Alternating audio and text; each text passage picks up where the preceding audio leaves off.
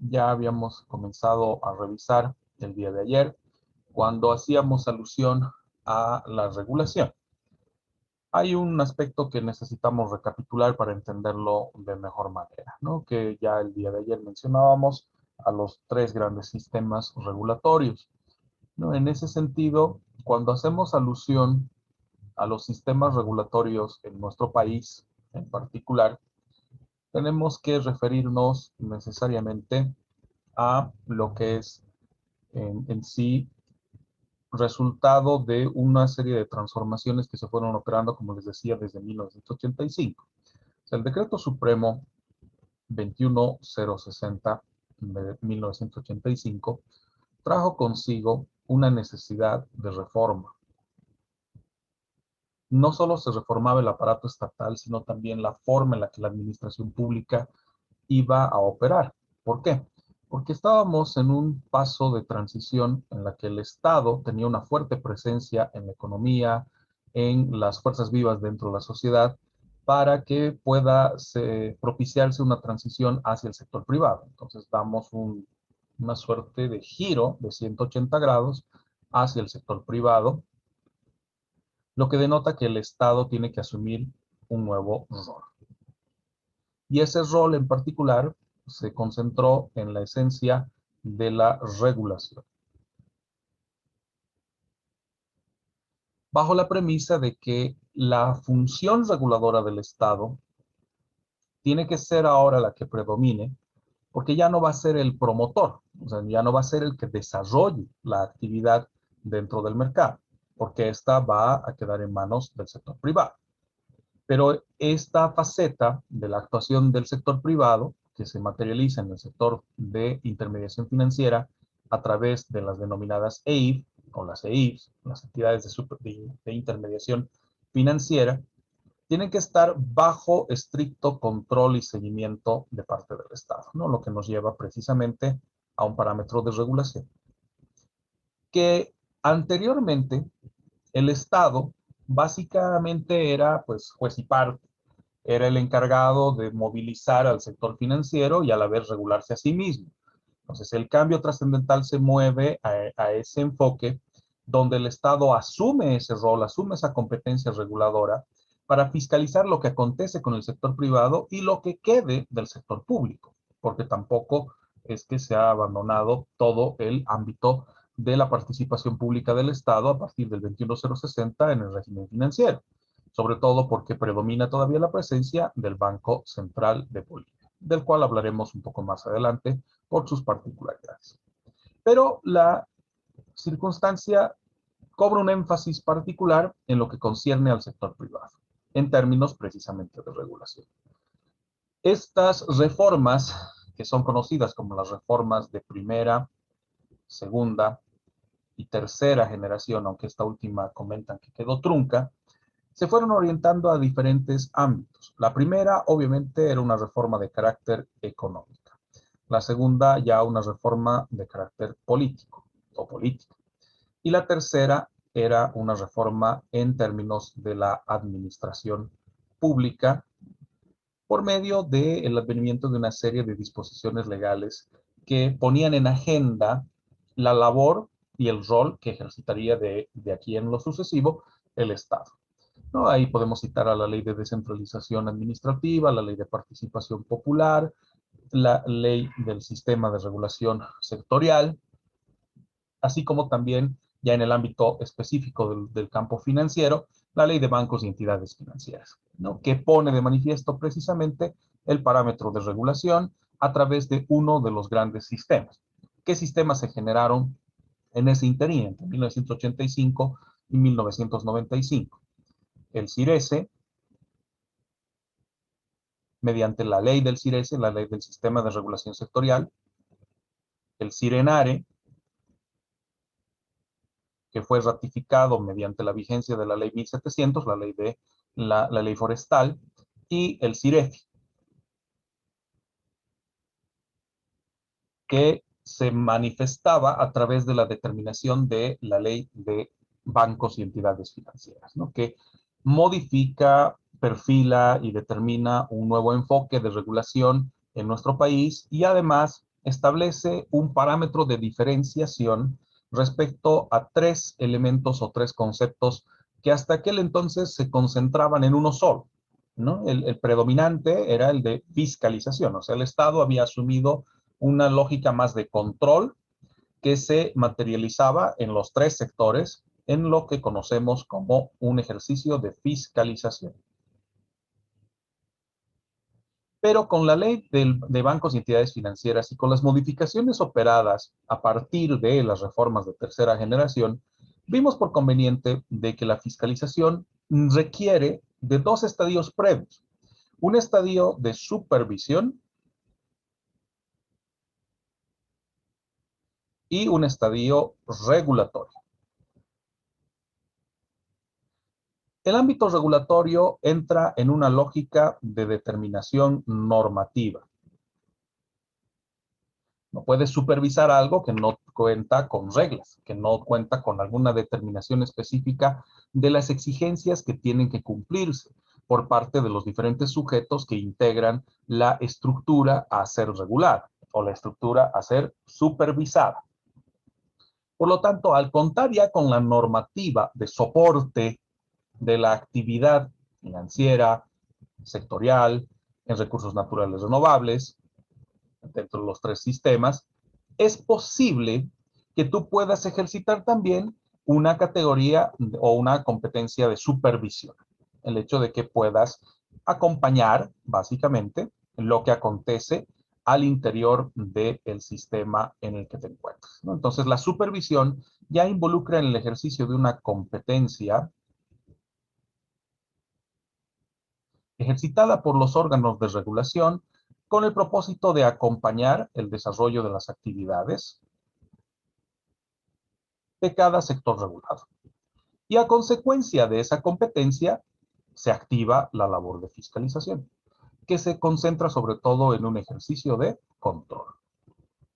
¿Cuál es la circunstancia?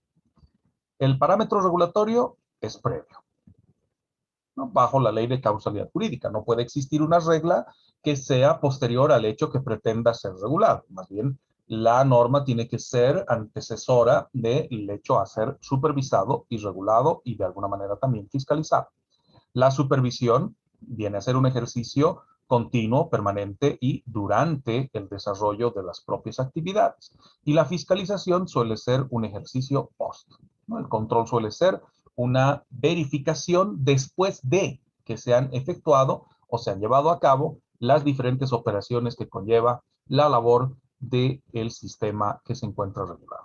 Por eso, con el advenimiento de lo que involucran las reformas de tercera generación, a partir de la ley del procedimiento administrativo, la ley de descentralización administrativa, la propia ley de participación popular y obviamente la ley de bancos y entidades financieras de aquella época, de 1994, se incorpora ese parámetro de comprensión del rol que va a asumir el Estado respecto a lo que acontece en términos de la supervisión, regulación y fiscalización del sistema financiero.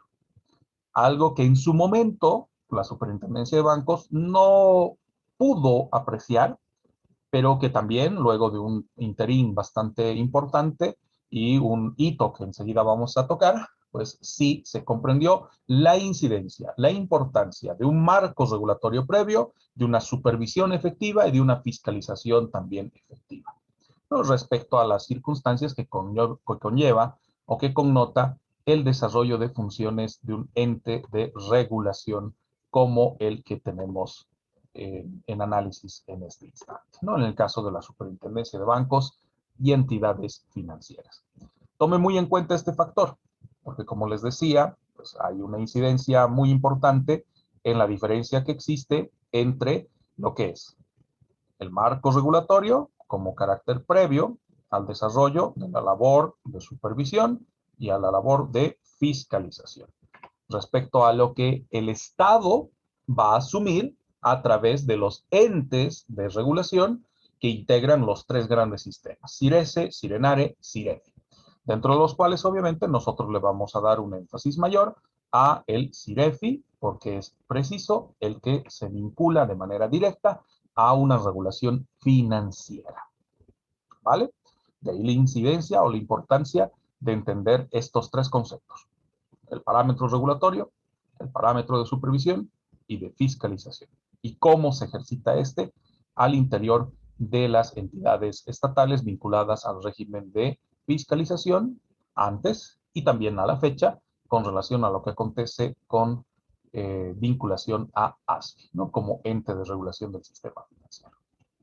Continuando entonces con las apreciaciones que necesitamos tener en cuenta respecto al sistema financiero en particular y los mecanismos de regulación acordados desde 1928 a la fecha, remontémonos a la circunstancia de la Superintendencia de Bancos, que, como bien mencionaba el día de ayer, está relacionada a la confianza del sector público, a la confianza, perdón, de la población, y que esa confianza, traducida en certidumbre, permita mantener la estabilidad de nuestro sistema financiero.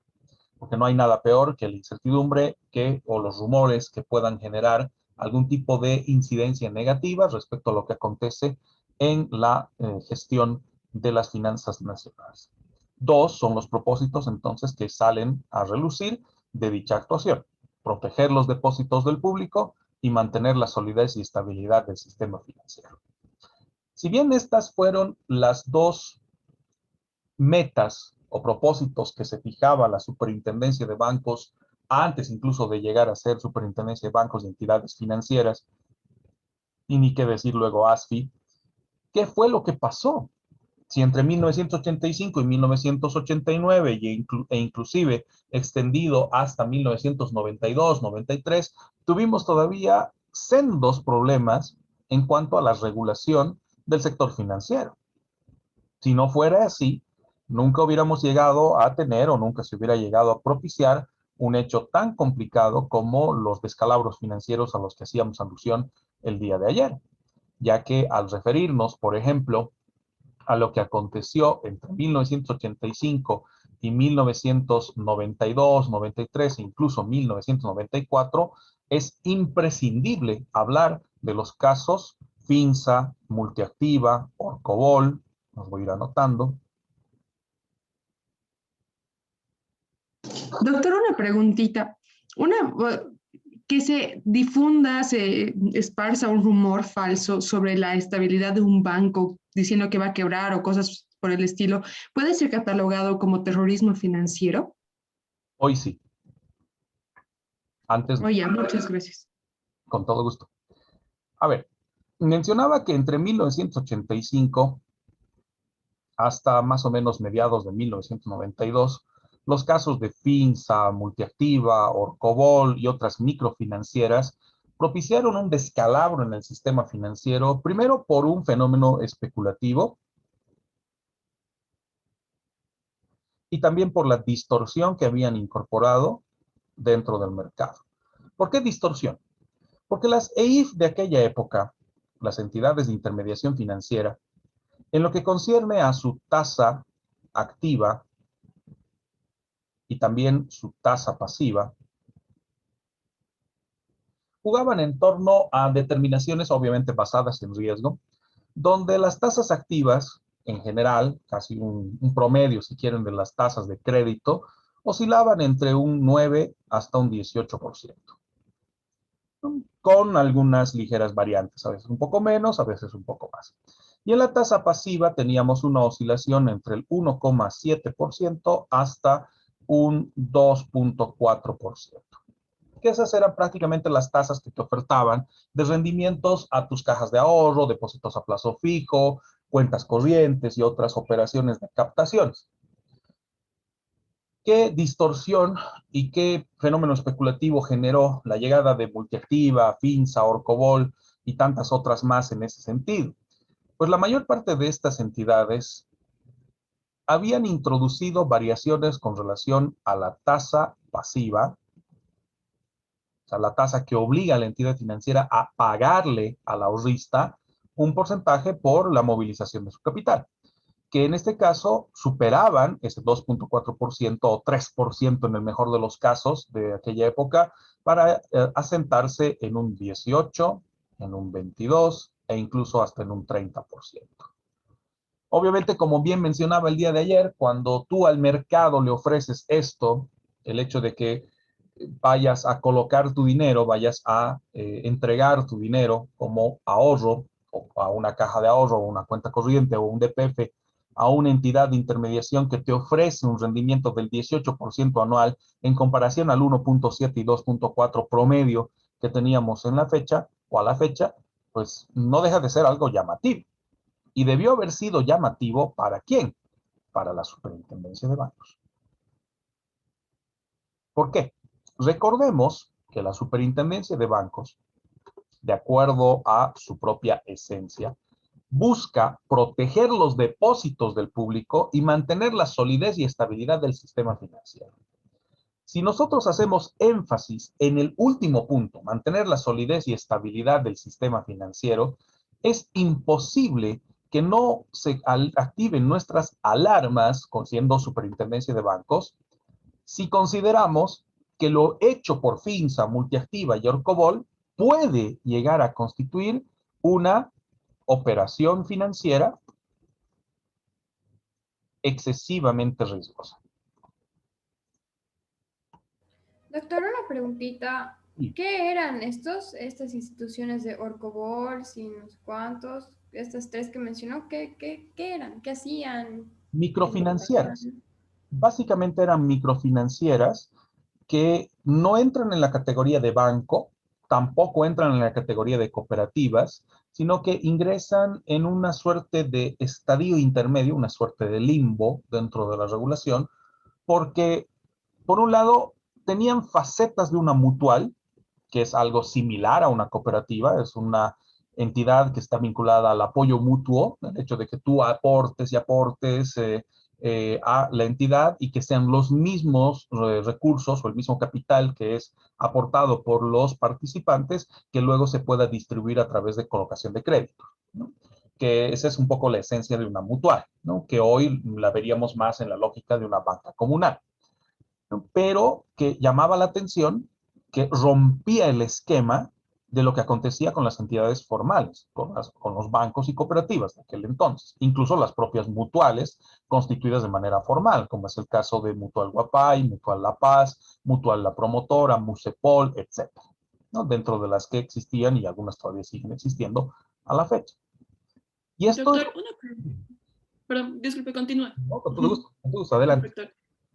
Tenía una pregunta respecto a FINSA, Ya, específicamente. No sé si es que se manejaba en un sistema piramidal, porque claro. por algo que yo entendí, sí tenía ese, porque había gente que realmente, o sea, los primeros que han depositado su dinero, sí han llegado a recibir el monto que han dicho del Claro. 18%, ¿no? Los afectados han sido en realidad los de abajo.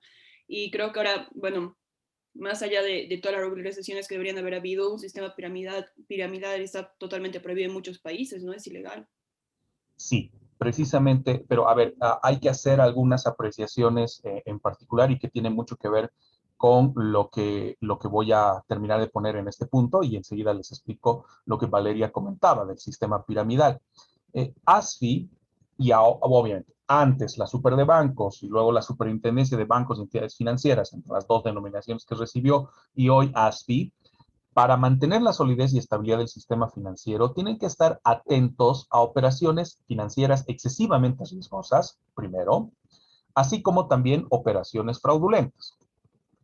Ahí entra el tema de los esquemas piramidales o los esquemas Ponzi, que enseguida se los explico, porque lo que bien menciona Valeria es evidente en este caso por la sencilla y llana razón de que había señales de alarma que debieron haber activado la labor de la Superintendencia de Bancos, pero que por algún extraño motivo no ocurrió. A ver, entendamos por qué, antes de que les explique el tema de las estafas piramidales. Si estamos saliendo de una grave crisis económico-financiera, nos referimos a la UDP 1982-1985, donde se catalogaba además como una de las peores hiperinflaciones de Latinoamérica y la tercera peor hiperinflación del mundo. A la fecha nos gana Venezuela, cierto. Venezuela está en una situación mucho peor a la que nosotros vivimos en 1982 a 1985, pero pues si tienen oportunidad de consultarlo con sus papás, de seguro que va a tener todavía ese rezago de que les comenten, por ejemplo, que entre 1982 y 1985, tú salías a la calle en la mañana a comprar pan y unos 10 panes te costaban 10,000, 20,000, 30,000, 50,000 pesos bolivianos antes de que opere el tipo de cambio, el nuevo tipo de cambio. Y eso costaba en la mañana, pero en la tarde lo que habías comprado con 50,000 pesos, ahora tenías que comprarlo con 100,000. Y a la noche tenías que comprarlo con 200,000 o 500,000 pesos. Al extremo tal de que durante ese periodo, por la devaluación de nuestra moneda y la hiperinflación, o sea, la cantidad excesiva de circulante en el mercado, pero que no tenía absolutamente nada de valor, el papel en el que estaba impresa nuestra moneda era más caro que la propia moneda. Al extremo de que, pues, cuando tenías que pagar por algún servicio o por alguna circunstancia, pues la gente ya ni siquiera contaba los billetes, los pesaba. A ese extremo llegamos, por si acaso. Y esto, lamentablemente, todavía se extendió de 1985 hasta mediados de los 90. ¿Por qué? Porque estábamos recuperándonos de una crisis económica. Por ese motivo, presumimos que la regulación de aquel entonces, incluido el propio Banco Central, a pesar de haber operado un nuevo tipo de cambio, a pesar de haber propiciado un cambio de moneda de los pesos bolivianos a bolivianos directamente, y quitarle los 3 ceros para que los 10,000 pesos se conviertan en 10 bolivianos y así sucesivamente, pues todavía reconocían una circunstancia que era evidente en nuestro mercado. Había sido duramente golpeado por la crisis. Razón por la cual el simple hecho de que tú admitas que una microfinanciera que tiene menor capacidad que un banco, menor capacidad que una entidad financiera formal, te oferte una tasa de rendimiento más alta, era como un paliativo de la crisis, pero un paliativo peligroso, un paliativo riesgoso.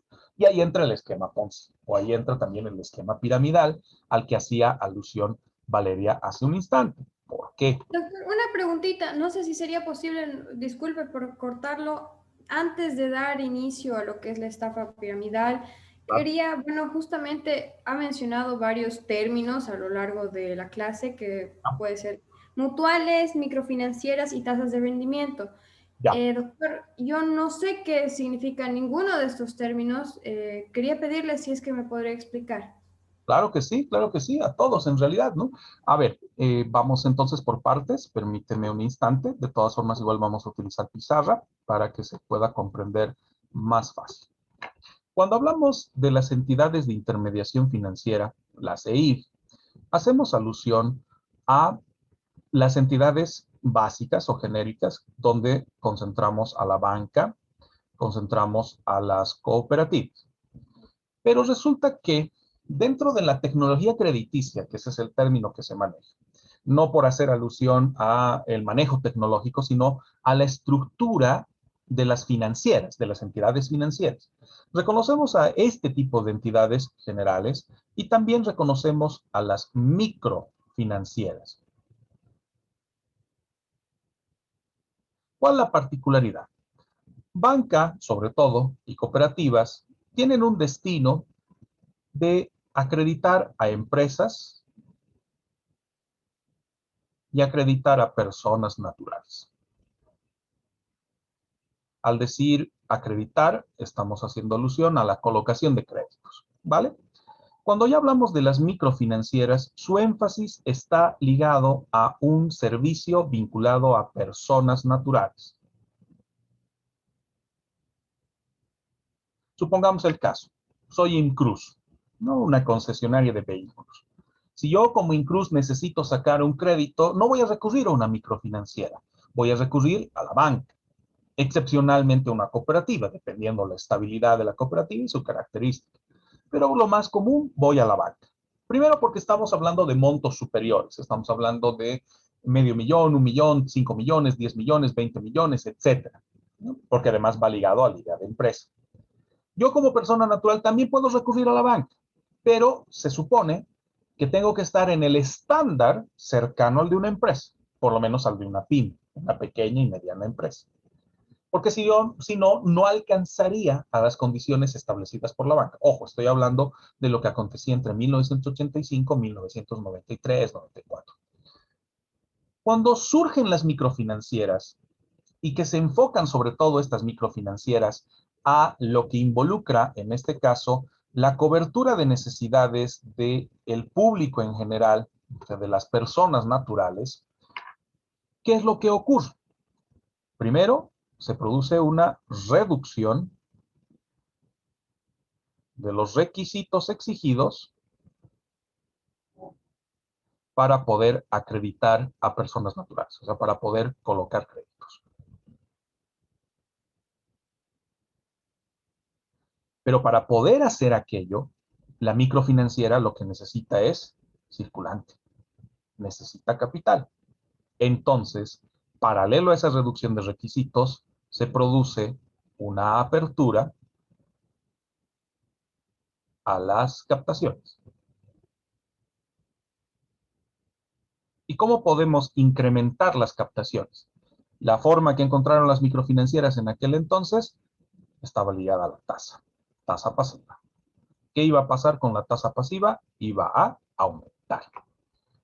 En caso, si no Una pregunta, ¿en tasa pasiva se está refiriendo al tema de cuánto saldría de la microfinanciera o sí, qué sentido? Ah, ya, perfecto, gracias. no se olviden que estamos en una lógica de intermediación. Tenemos al ahorrista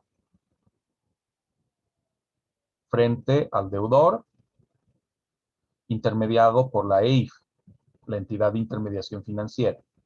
La entidad de intermediación financiera le cobra al deudor. Ahí entra capital más interés. Y al ahorrista, la entidad de intermediación financiera le paga el interés por movilizar el capital que el ahorrista está entregando a la EIF. Este pago se conoce como tasa pasiva. Y este cobro se conoce como tasa activa. ¿Vale? Entonces, la forma que encontraron las microfinancieras para aumentar el volumen de captaciones fue subir la tasa pasiva. Esto, bueno, es una estrategia, no lo niego, pero tendría que ser una estrategia fundada o apoyada en una ponderación o valoración de riesgo. ¿En qué sentido? El riesgo está predominado inicialmente por la diferencia respecto al spread. La diferencia entre tasa activa frente a tasa pasiva. O sea, mis tasas activas tienen que cubrir la tasa pasiva. Si no alcanzo a cubrir la tasa pasiva y además generar rendimiento para poder pagar mis costos, mis gastos y también tener utilidad, pues no sirve. Entonces, ¿cuál hubiera sido la compensación a tomar en cuenta? Que si sube la tasa pasiva, aumenten los requisitos para la colocación de créditos. Pero eso era pues, en contra de lo que las microfinancieras ofertaban, Finsa, Multiactiva, Orcobol. Razón por la cual, en este caso, esta reducción de requisitos motivó al esquema piramidal en aquel entonces. Y es ahí donde entra precisamente la apreciación que tenía Valeria hace un instante. ¿Por qué? Si yo voy a la entidad financiera, vamos a hacer un paréntesis acá. Pongamos a Finsa. Y deseo depositar $10,000 en Finsa. Finsa me dice, ok, mi tasa pasiva ha aumentado. No es el 2.4% del banco. Te voy a pagar 8%. Pero yo le digo, oye, pero yo me he enterado de que tú pagas hasta un 18%. Ah, pero sabes, mira, tú estás colocando $10,000, pero yo me estoy arriesgando a pagarte un 8%, eso que inclusive he reducido mis condiciones para colocación de créditos, para acreditar a otras personas, con tu capital y el capital de otras personas. Por lo tanto, si tú me apoyas a generar mayor captación, yo puedo incrementar tu tasa pasiva del 8% y puedo llegar a un 10, puedo llegar a un 12, puedo llegar hasta el 18 o quién sabe más. Pero ¿cuál es la condición? Tú estás aportando 10,000.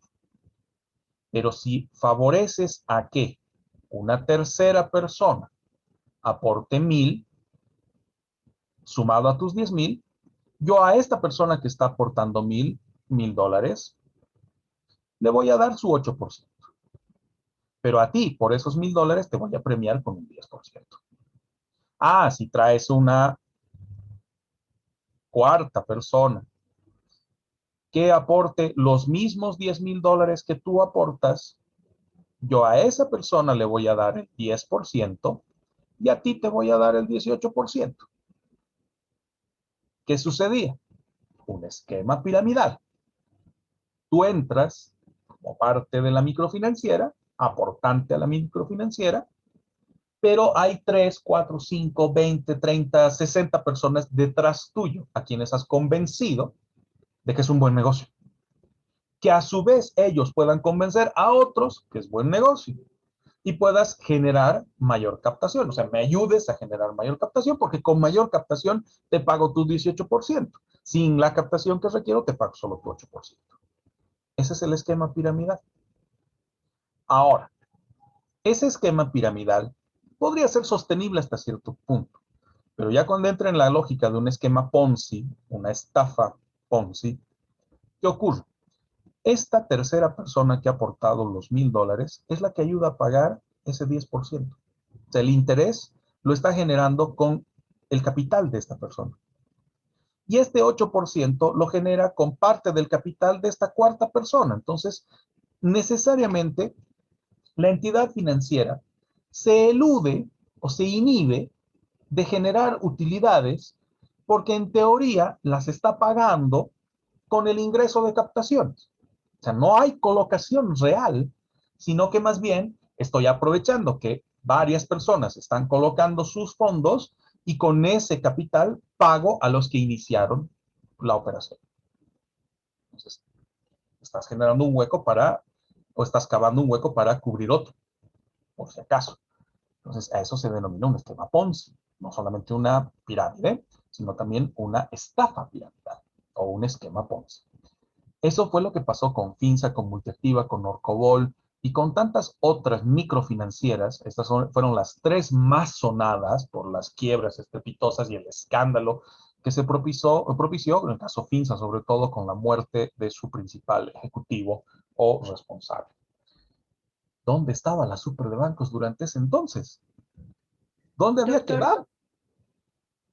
Adelante. perdón, una preguntita. ¿Cuál es la diferencia entre el sistema Ponce y el esquema Ponce y el piramidal? ¿Hay alguna diferencia entre las dos? Algunos esquemas piramidales son manejables porque eventualmente sí pueden dar lugar a colocaciones u operaciones financieras.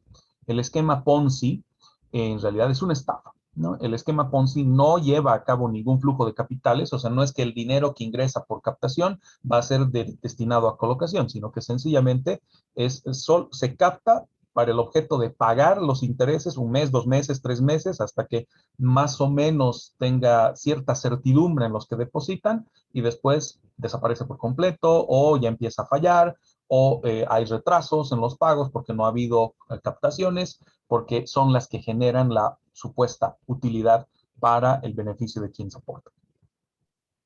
Perfecto, doctor, gracias. Con todo gusto. Como ven, entonces, esto aconteció en nuestro país entre 1982 y 1989. ¿En qué quedaba la labor de ASFI? O perdón, de la super de bancos en aquel entonces. ¿En qué quedaba la circunstancia de lo que la propia ley de bancos y entidades financieras y antes la ley de bancos había establecido como el propósito o la finalidad de la existencia de la super? Mantener la solidez y proteger los depósitos del público. Que no hay nada. Razón por la cual, durante ese periodo, la particularidad de la superintendencia es de que ésta tenía un carácter reactivo. O sea, primero esperaba que ocurran los descalabros financieros y después de ocurridos recién intervenir. Lamentablemente así fue con Finsa, con Orcobol, con Multiactiva, con Mutual Guapay, con Mutual La Paz y así muchas otras que se fueron gestando y que estafaron básicamente al público y hasta la fecha incluso son capitales que no se han podido recuperar.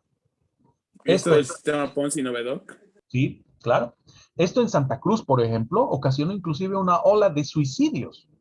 Ha habido un periodo en Santa Cruz durante este tema de las crisis financieras propiciadas por las las microfinancieras y las multiactivas, como se denominaban la mayor parte de ellas, que individuos que no tenían capacidad de crédito obtenían incluso créditos de 1 millón, 2 millones, 5 millones de dólares, y fuera de aquello también destinaban parte de esos créditos para volver a hacerlos engordar a través de estos esquemas que desconocían obviamente cómo operaban, y que terminaron, uno, perdiendo su dinero y con deuda, para colmo, porque esas no se extinguen, y esa es la otra salvedad. ¿Qué ocurrió con muchas personas que se arriesgaron del todo? Al verse sin capital y para colmo con deudas millonarias, optaron por una salida entre comillas sencilla: matarse. La ola de suicidios en Santa Cruz, sobre todo por individuos que se arriesgaron a proyectos inmobiliarios bajo esquemas de crédito de estas operadoras financieras, optaron por la salida entre comillas sencilla: dispararse, lanzarse de un edificio y cosas por el estilo, sin saber Doc, que... desde ahí el sistema entonces Dime. busca si no me equivoco, desde ahí, bueno, desde este tema del que se ha destapado este sistema Ponzi se fortalece como tal, ¿no? Bueno, el plan era fortalecer la ASFI como tal. Claro. Doc, y una preguntita, actualmente, o sea, se ha puesto de moda esto de los nuevos esquemas de inversión que te prometen un retorno de $600 por mes. ¿Qué tan estafa es esto? Súper estafa. A ver, en términos formales, pero así formales y además estadísticos, ningún proyecto tiene una tasa de retorno superior al 3% en un año. Ningún proyecto formal y legal, que esté acorde a la normativa. Quien te ofrezca un rendimiento superior al 3% anual, y eso, 3% anual, es una maravilla el primer año, porque el primer año comúnmente es a pérdida. Pero quien te ofrezca un rendimiento superior al 3% te está estafando o está desarrollando una actividad ilegal. O sea, lo que te ofrecen, Doc, aquí es usar primero un broker medio de desconfianza que es IQ Option, porque supuestamente es inversión. A lo que yo sé, IQ Option está prohibido en Europa y en Estados Unidos. Y, o sea, más que todo, más que promocionarte, digamos, invertir, te promocionan meter más gente. Claro. Y de ahí vas ganando. Es un esquema Ponzi. Y te meten, digamos, temas como que supuestamente clases de trading de una semana, que es como Forex y cosas así. Entonces, no, en algún momento no ha decidido intervenir esto la ASFI porque, Doc, o sea, cada vez es más grande. Antes solo lo veía en Cocha, ahora lo veo hasta en Oruro. Y sabe que en Oruro las cosas, ese tipo de cosas son extrañas.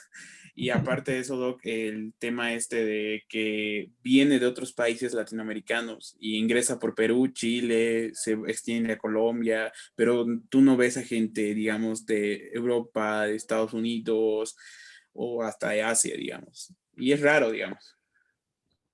Mi estimado Jorge, acabas de relatarnos gran parte del caso que va a ser parte de la evaluación del primer parcial, te diré. Pero a ver, vamos por partes. Lo que has detallado, en la gran mayoría son esquemas Ponzi, ¿vale? Ahora, hay operaciones de trader o tradings que son formales, las hay, pero lo malo es que se mezclan con operaciones fraudulentas o excesivamente riesgosas, como el caso Forex. Finanzas Forex es un esquema de mercado de divisas, que es una particularidad de los mercados financieros. Lo abordamos mucho más en el régimen de derecho bursátil antes que en derecho financiero, pero es importante también ponerles de manifiesto. La volatilidad de este mercado es lo que lo caracteriza. Porque aquí estás jugando incluso con tipos de cambio. Es como apostar al tipo de cambio en la Argentina. En el sentido de que hoy un dólar puede significar X cantidad de australes o pesos argentinos y mañana puede desplomarse por completo o tener una ganancia, ¿no? Entonces vas jugando un poco con esa volatilidad de divisas, ¿no? En el tema de Forex. Pero, a ver, todas las reguladoras del mundo, no solo ASFI, no solo la super de bancos en su momento, tienen una postura respecto a los esquemas de esta naturaleza, a los esquemas Ponzi, porque esos son fraudulentos. Algunos esquemas piramidales pueden ser admitidos, siempre y cuando no entren dentro de una categoría fraudulenta, como el caso de los Ponzi. Pero en el caso boliviano, indistinto, sea Ponzi, no sea Ponzi, es ilegal. Es más, hace 4 años había un juego, le voy a decir juego todavía, porque lo presentaron así. Había un juego en la universidad que se llamaba El Castillo y que entrabas con 80 bolivianos, supuestamente con una promesa de rendimiento de 1.800 bolivianos. Y muchos obtuvieron sus 1.800 bolivianos. ¿Cómo? Si ese dinero no circulaba, ese dinero no entraba a ningún flujo de inversión. ¿Cómo generabas los 1.800 bolivianos? Estafando a los que entraban después. Así de sencillo. Era la misma lógica. ¿Quieres ganar tus 80 bolivianos? Depositas 120. Perfecto. Te daban 40. Y a ti te pagaban tus 80. ¿Cómo? ¿De dónde? Del siguiente aporte. Del otro que había aportado 120. Ah, pero si tú aportabas 300, tenías X rendimiento. Si aportabas 500, tenías X rendimiento. Rendimiento falso, porque en realidad lo único que hacían era jugar y movilizar el capital que ingresaba, que nunca se destinaba a inversión. Lo irónico, fue un juego que hizo estragos en la universidad. Fuera de romper amistades y demás circunstancias, en el momento que nosotros ubicamos esta salvedad, nos dijimos, a ver, muchachos, es dinero fácil, cierto. Y donde ves dinero fácil, ves tontos útiles. Y lamentablemente hubo muchos tontos útiles. Chicos que aportaron y nunca recibieron, en otras palabras. Y ojo, estamos hablando de un esquema académico, ¿no? Donde en teoría no tendría que ocurrir este tipo de circunstancias. Ahora, mígralo esto al vulgo, llévalo a la sociedad que no tiene el mismo nivel de conocimiento que un profesional universitario o que un estudiante universitario, o que debiera tener un estudiante universitario. Y ahí tienes Pay Diamond, Global Diamond, y N casos, en Oruro, sin ir lejos, Global Diamond ha hecho estragos, precisamente con inversiones en bitcoins, que ni siquiera entendían lo que eran bitcoins. Insisto, ¿y dónde está la reguladora? El problema de la reguladora es que no puede estar presente en todo. Ahora, si eventualmente ASFI hubiera tenido conocimiento de lo que acontecía en UPB con El Castillo, así se llamaba el juego, ASFI hubiera dicho, no puedo hacer nada, porque no es una entidad de intermediación. Si es una actividad de intermediación financiera ilegal, eso sí, podría haber intervenido, pero la intervención hubiera sido para detener a los que habían organizado eventualmente y luego librar a su suerte a los estafados, que hubieran tenido que iniciar acciones penales. ASFI no hubiera podido hacer más nada. ¿Por qué? Porque no es una actividad regulada, no es una actividad formal. Si hubiera sido una actividad formal, entonces ASFI hubiera indicado, ustedes tienen la obligación de cumplir la responsabilidad frente a las personas que han estafado, etcétera, etcétera, etcétera. Entonces, vean la particularidad del carácter reactivo de un regulador, o sea, que espera que ocurran las cosas antes de prevenirlas. Y esto, pues, ha marcado por mucho tiempo a la superintendencia de bancos y luego también casi termina influenciando a la propia ASFI. Menos mal, hubo un hito en nuestra historia, así como lo fue el 21060, también hay un hito en la regulación financiera que tiene nombre y apellido. Enseguida lo vamos a ver, eso no quiero adelantarme todavía a ese punto, ¿vale? Espero que ninguno de ustedes, porque ya varios ya tienen por lo menos más de 2 años en la universidad ya, espero que ninguno haya entrado todavía en ese esquema del Castillo, que lo que tenía conocimientos de que fue un juego que estuvo operando hasta hace unos 4 años atrás. No sé si hubiera continuado ya de manera muy, pero muy subrepticia, porque obviamente se tomaron ya medidas de nivel de autoridad en nuestra universidad. ¿Vale? Ok, continuemos entonces. Vamos a quitar esto.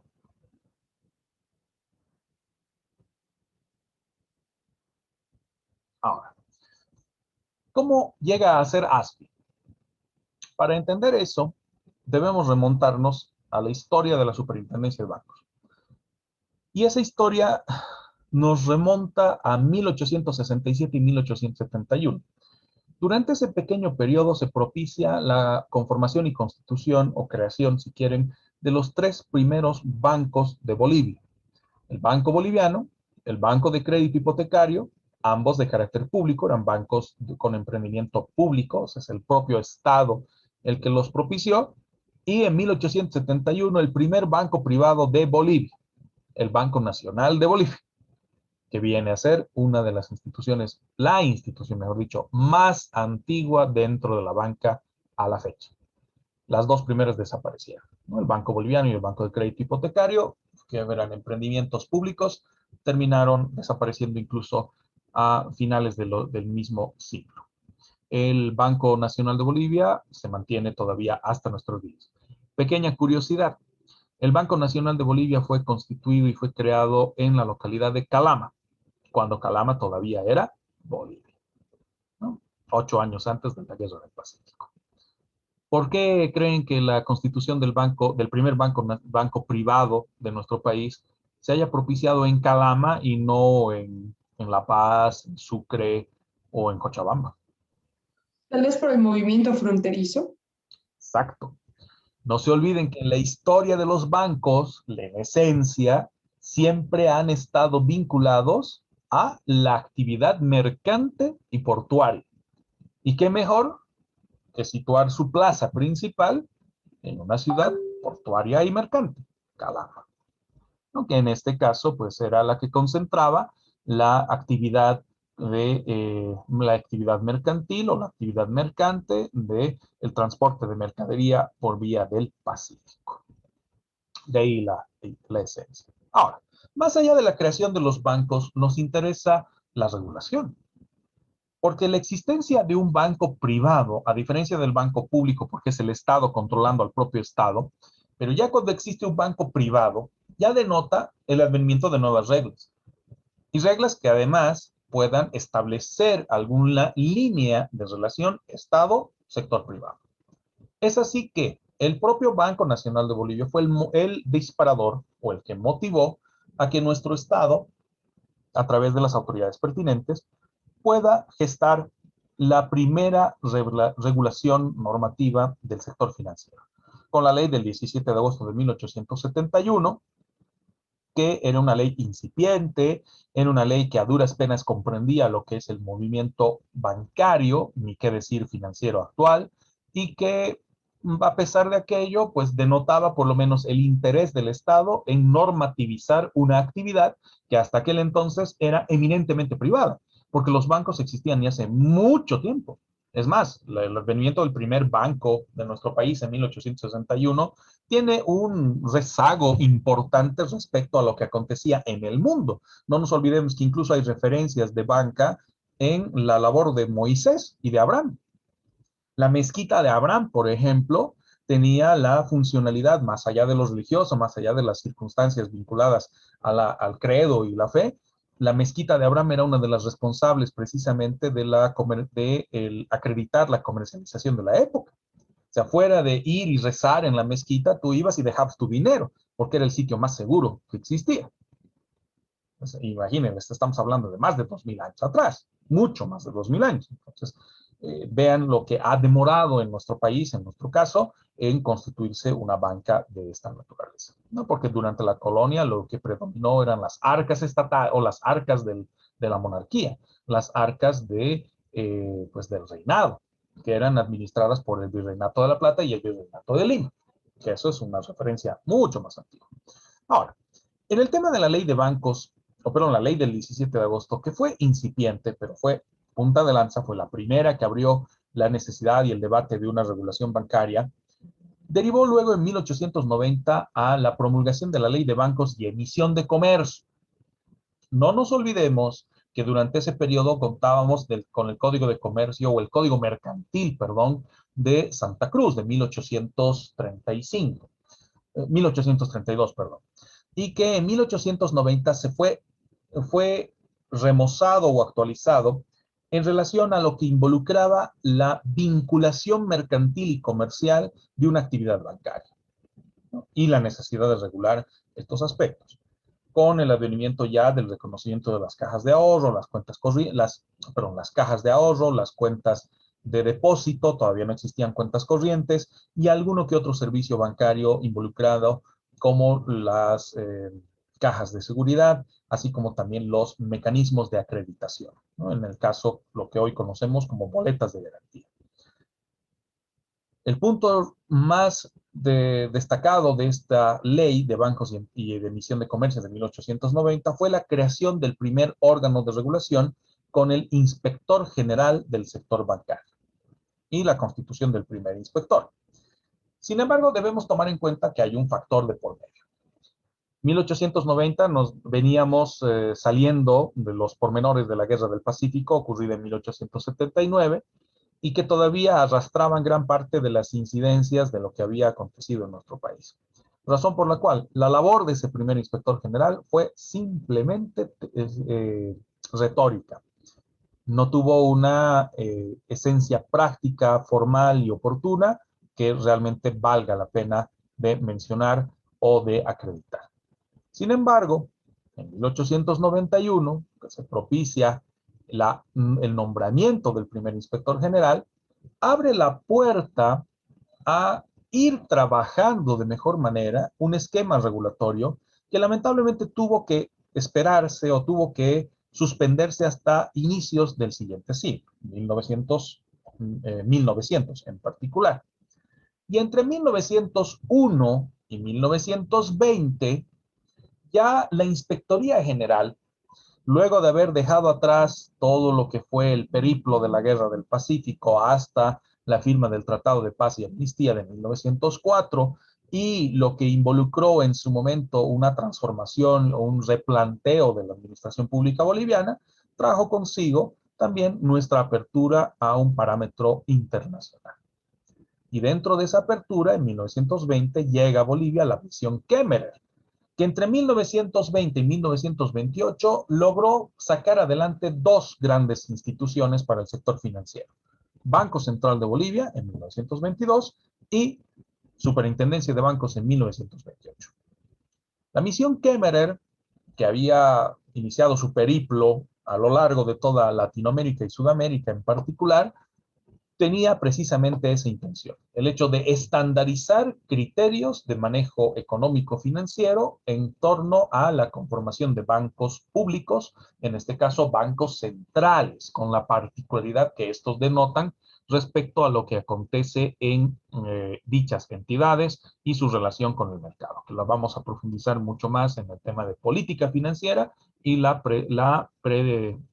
referencia formal que haremos al Banco Central. Y en 1928, obviamente entre el 22 y el 28 también hubo trabajo de por medio, se logró establecer el criterio dentro del gobernante boliviano, los gobernantes bolivianos de la época, de la necesidad de un ente de regulación independiente, autónomo, separado de la administración pública central, separado del propio Banco Central, algo que fue imperativo dentro de la propuesta de la misión Kemmerer. No puede trabajarse un esquema regulatorio si no goza de esa característica, autonomía e independencia. Algo similar a lo que acontece con el Banco Central. Y menos mal así fue, por lo menos entre 1928 y 1936-37. No nos olvidemos que durante ese periodo, de 1928 para adelante, nos espera otro conflicto bélico, otro conflicto armado, que es la guerra del Chaco, que de alguna manera también puso freno de mano al avance normativo y al avance regulador. Paralelo a ello, también los cambios en la política financiera en nuestro país. ¿Por qué? Porque si bien se ampliaba el rango de acción de la Superintendencia de Bancos creada en 1928, también mediante la Ley del Sistema Financiero Nacional que data de los años 30, poco antes del inicio o el estallido de la guerra, se genera la división de fiscalización, o sea, se crea un departamento de fiscalización en el Banco Central de Bolivia. Y esto contraría inclusive las recomendaciones de la misión Kemmerer, bajo la premisa de que el Banco Central de Bolivia, desde su origen, se posiciona como un órgano rector de la política monetaria, cambiaria y eventualmente de la balanza de pagos. Pero no tiene por qué convertirse además en fiscalizador. Porque eso que involucraría, se convierte en juez y parte. Parte porque es quien define la política a ser imperativa en el país. Y juez porque es el responsable de fiscalizar que dicha política se cumpla. Lo que eventualmente compromete hasta su propia actuación. Razón por la cual, En vez de generar algo positivo en la regulación financiera, esta ampliación operada por la Ley del Sistema Financiero Nacional en la década de los 30, lo que trajo más bien fue un periodo de represión financiera y de pugna permanente en la competencia ejercitada por el Banco Central y la incipiente competencia de la Superintendencia de Bancos, porque el Banco Central terminaba imponiéndose a las determinaciones de la Super. ¿Qué trajo consigo? Después de la guerra, obviamente. La pausa se motivó por la guerra del Chaco y después de haber culminado la guerra del Chaco, tanto en las escaramuzas como luego en las negociaciones posteriores o las negociaciones posguerra y los efectos posguerra, nos lleva a un periodo de represión financiera entre los años 40 y 70 del siglo pasado, con el rezago en el ámbito normativo, porque si bien la Super de Bancos nacía en el año 28 con la posibilidad de proponer política y proponer normativa que rija el sector financiero, pues al haber sido desplazada por el Banco Central, esta propuesta quedó en nada.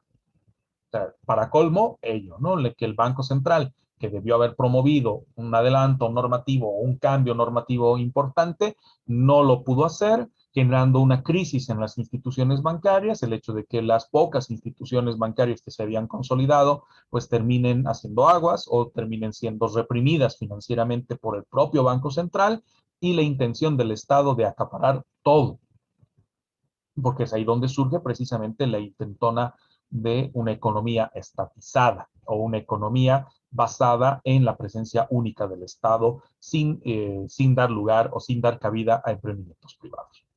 Paralelo a aquello, no nos olvidemos que entre 1940 y 1970 vivimos en una serie de dificultades en lo político y en lo social, derivado en gran medida de la inestabilidad de los gobiernos de la época, propiciadas por alzamientos armados, estados de sitio, golpes de Estado y otras formas arbitrarias de ejercicio del poder en el ámbito político boliviano. Ni qué decir lo que aconteció en los 7 años de gobierno de Banzer posterior a los 70 y luego el periodo de dictaduras hasta llegar a García Mesa, ¿no? Que también de los 70 a los 80 ha habido un interín bastante violento y sangriento en nuestro país. Pero por lo menos en 1970 ya como que se perfilaba una lógica de modificación y de reforma. Y volvió a ser uno de los partidos míticos del país el que abanderó precisamente ese intento de reforma, que ya lo había hecho en la década de los 50, con la Revolución del 52, el Movimiento Nacionalista Revolucionario, y lo que intentó en el 67, pero que se vio trunco con la llegada al poder de Barrientos Ortuño y después la seguidilla de gobiernos dictatoriales e ilegales en nuestro país. Nuevamente en pausa. 1970, 1980, 1985 y del 85 al 90, todavía una transición de inercia, si quieren, para tratar de acomodar lo que pasaba en el parámetro económico financiero en nuestro país luego de la crisis de la UTP. Llegamos a 1989. 1989 marca el inicio de las reformas de segunda y de tercera generación. Las reformas de segunda generación se concentran en el parámetro político. Las reformas de tercera generación se concentran en la administración pública, en el aparato estatal. Y dentro del aparato estatal, la evolución del ente de regulación, por intermedio de los 3 grandes sistemas que mencionaba en un principio: CIRESE, Cirenare, CIREFI. Dentro de lo que involucra al CIREFI, la circunstancia transformadora que retomó esa autonomía que nunca debió haber perdido el ente de regulación en manos del Banco Central, se retoma precisamente con la Ley 1488, la Ley de Bancos y Entidades Financieras de 1993, y que entra en vigencia en el 94, que luego se ve reformulada y reforzada por efecto de la Ley 2297, con el fortalecimiento de la normativa para supervisión financiera, que da lugar también a la consolidación del CONFIP, del Comité Nacional de Normas Financieras de Prudencia, del cual hablaremos el día de mañana, y la Ley 3076 con el fortalecimiento legal de la ex superintendencia de bancos, que a partir de aquella fecha se convierte en superintendencia de bancos y entidades financieras, para albergar no solo a las entidades tradicionales de banca y cooperativas, sino también dar cabida a las otras formas de intermediación financiera que comenzaban a admitirse en nuestro país. Mutuales, instituciones financieras de desarrollo, fondos financieros privados y también los organismos no gubernamentales con destino o propósito financiero. Ese periplo es el que tuvo que atravesar la Superintendencia de Bancos y Entidades Financieras hasta antes de convertirse en ASFI. Paralelo a ello, teníamos a la otra gran reguladora, la Superintendencia de Pensiones, Valores y Seguros. La Superintendencia de Banca se ocupó del mercado de intermediación indirecta. Los mercados de intermediación directa, previsional y de seguros quedaron en manos de la Superintendencia de Pensiones, Valores y Seguros, que no nació así, ya que eventualmente eran superintendencias separadas. ¿Qué es lo que buscaba en su momento este organismo? Consolidar la supervisión y fiscalización, primero fiscalización, después entró en la lógica de supervisión, de los sectores financieros dedicados a las actividades de pensiones, valores y seguros. Y esto se logró mediante la fusión de estas tres superintendencias separadas que existían mucho antes, datan de la década del 70, la mayor parte de ellas, en este caso la super de pensiones data de los 70, y que se había articulado para la unión de este nuevo organismo de fiscalización mediante la Ley de Propiedad y Crédito Popular, la Ley 1864, de junio del 98. La misión, enunciada también en el mandato de la ley, el hecho de que pueda propiciarse, por efecto de este ente de regulación, un desarrollo sostenido de los sectores regulados, entendiendo que esto iba a lograrse a través de una normativa o una regulación transparente y una actividad organizada dentro del marco de prudencia que se determina como requisito fundamental para el desarrollo y para el mantenimiento de estos sectores, garantizando un crecimiento controlado. Si algo hay que reconocer es de que la Superintendencia de Pensiones, Valores y Seguros, desde su existencia, propiciada en el 98, a la fecha, incorporándose a ASFI en lo que involucra a la Intendencia de Valores y Pensiones y Seguros a lo que es la APS, ha demostrado ser bastante efectiva en términos de lo que ha logrado acometer. ¿En qué sentido? En la lógica de que este mercado, sobre todo el mercado de valores, se constituye en un mercado eficiente, transparente, pequeño, cierto, pero sin sobresaltos. Algo que también casi se logró acometer en el ámbito de seguros. El único que ha dado traspiés y que ha dado mucho de complicación y crítica en su desarrollo y operatividad o operativización ha sido el mercado de seguros. No, perdón, el mercado de pensiones. Motivado por las reformas operadas en nuestra normativa, ustedes si han llevado ya seguridad social, de seguro que han podido apreciar la transformación entre las generaciones sándwich, las generaciones posteriores a la reforma de pensiones de la década del 90, el sistema integral de pensiones, el sistema basado en los fondos de capitalización privada, fondo de capitalización colectiva y ahora el famoso fondo solidario en relación a la nueva ley de pensiones, ¿no? Que eso, si no han visto todavía seguridad social, de seguro cuando ya aborden esa materia abordarán más de estos aspectos. Pero no podemos negar su incidencia en el sector financiero. Ahora, en el caso de la Superintendencia de Pensiones, Valores y Seguros, esta entidad regulatoria, más allá de su misión y visión, fue el resultado, como les decía, de la fusión de tres superintendencias. La Superintendencia de Pensiones, creada en 1996 mediante la Ley 1732, la antigua Ley de Pensiones. La Superintendencia de Valores, creada por la Ley también 1732 en el año 96. Y la Superintendencia de Seguros, que fue creada durante el gobierno de Banzer mediante Decreto Ley 15516, ¿no? Y ratificada de manera posterior con la Ley de Seguros. La fusión de estas tres superintendencias en una, precisamente dio lugar al fortalecimiento del sistema de regulación financiera, el SIREFI.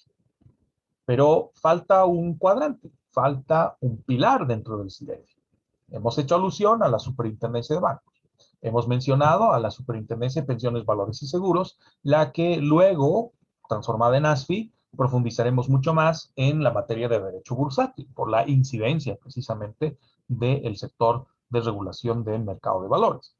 Pero ¿qué acontece o qué sucede o qué sucedía en su momento con la denominada Superintendencia de Empresas, la que hoy denominamos directamente Autoridad de Empresas, con obviamente particularidades muy, pero muy propias? El advenimiento de la denominada Superintendencia de Empresas, enseguida pongo el marcador, permítanme un instante.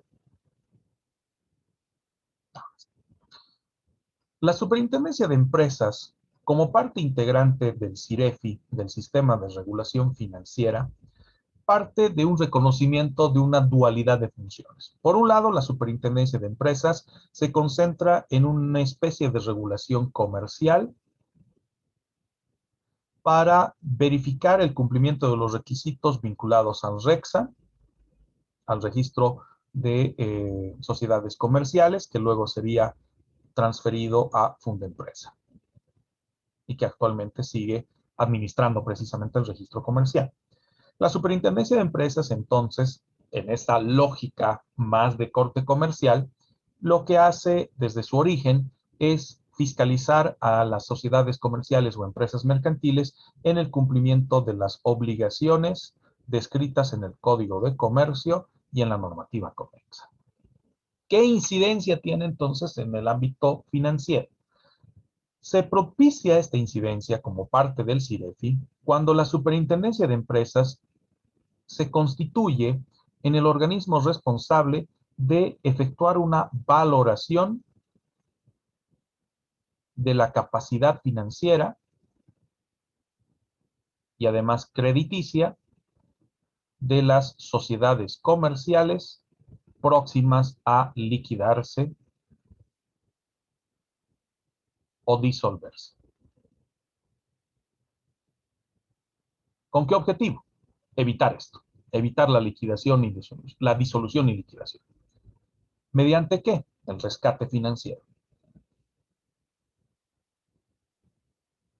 Es así que la Superintendencia de Empresas cobra una relevancia dentro del esquema del CIREFI a través de los programas de rescate financiero que fueron propiciados a finales de la década de los 90, inicio del 2000, como resultado de las reuniones del jubileo y las mesas de diálogo operadas durante el gobierno de Banzer y finalizadas durante el gobierno de Tuto Quiroga, ¿no?, el vicepresidente de Banzer cuando fallece este. Esto bajo el esquema de la denominada Ley FERI, del Fondo Especial de Reactivación Económica, que tuvo dos objetivos. Por un lado, establecer las reglas y condiciones para que pueda llevarse este rescate económico-financiero y también la determinación de competencias y funciones dentro del Estado. Doctor, una pregunta, ¿qué era el FERE que está ahí? El fondo, Después claro que sí, es la ley del Fondo Especial de Reactivación Económica. Ah, ya, muchas gracias. ¿No hay de qué? Las competencias en particular y las funciones que se detallaban en la ley FERI concentraban sobre todo a dos organismos: NAFIBO, Nacional Financiera Boliviana, y la Superintendencia de Empresas. NAFIBO era catalogado como el hospital de empresas.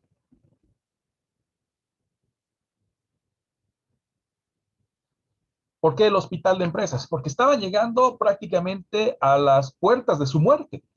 Estaban próximas a disolverse o liquidarse. Y bien sabemos que una de las razones por las cuales una empresa se disuelve o se liquida es porque sencillamente ya no tiene la capacidad económica financiera para seguir adelante.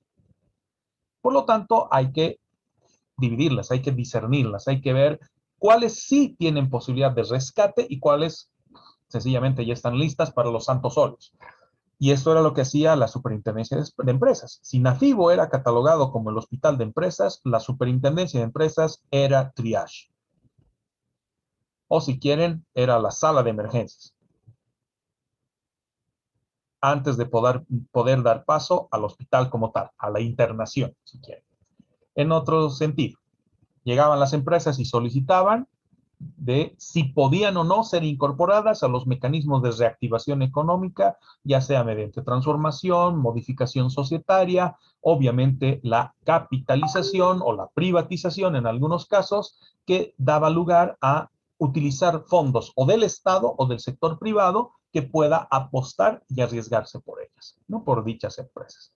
De ahí la importancia o la relevancia de las superempresas, porque fue la responsable de equilibrar la circunstancia o la relación de fuerzas de las empresas entre finales de los 90 y principios del año 2000, lo que dista extremadamente de lo que hoy hace la EMP.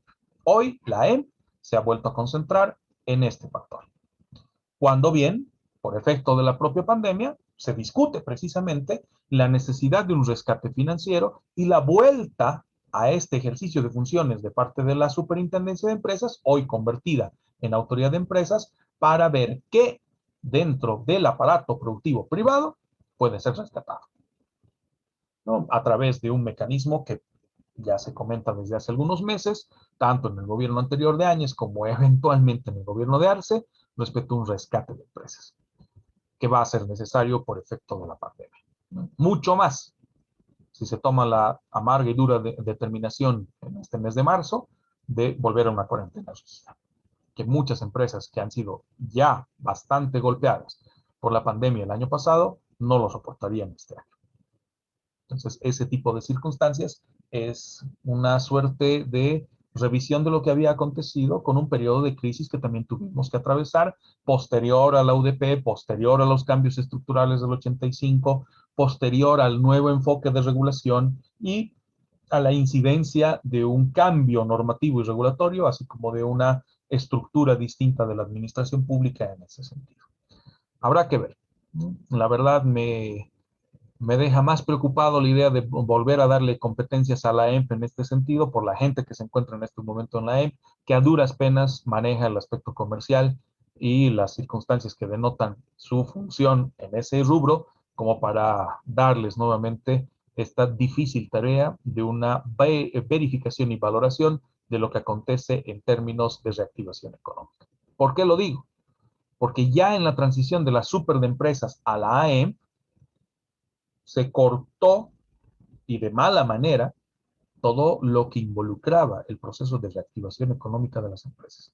Porque si bien la ley FERE, como resultado de las mesas de diálogo de la década del 2000, inicio del 2000, y lo que fue el jubileo 1, jubileo 2, HIPIC 1, HIPIC 2, entre lo que es la historia reciente de nuestro país en términos de rescate económico con cooperación internacional, pues lamentablemente durante los gobiernos de transición entre Gonzalo Sánchez de Lozada, Mesa y Rodríguez Belcé, por los hechos luctuosos a partir del 2003 y años posteriores, hasta la llegada del MAS en el 2005, terminó por disolver y romper toda la estructura de reactivación económica que se había trabajado desde 1998 hasta el 2002, casi 2003.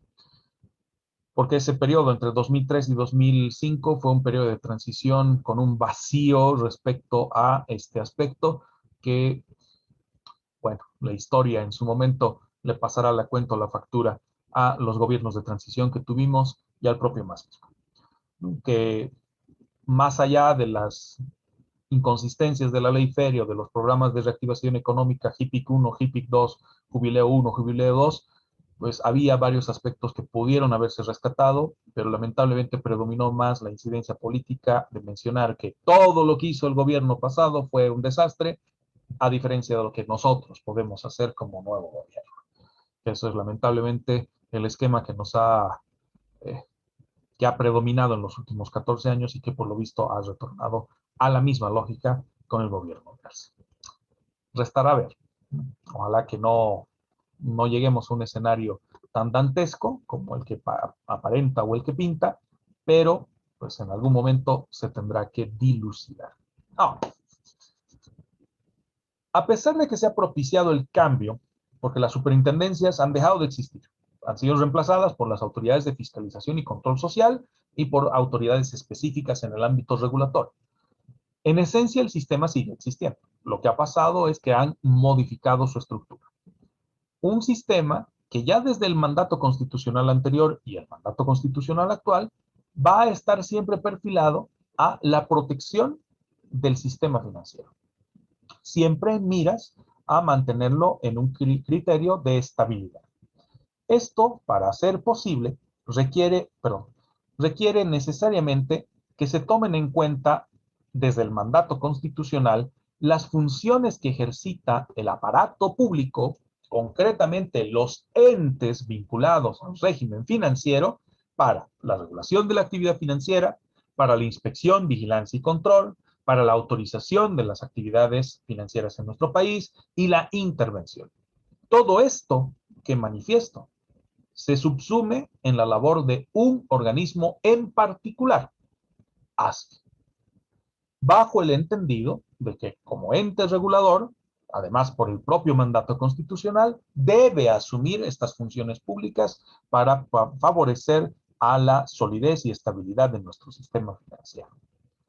Que a diferencia de lo que mencionaba Arce cuando era ministro de Economía, no estamos tan seguros de que nuestro sistema esté blindado, pero sí por lo menos que sea manejado en cierto estándar aceptable en términos de regulación.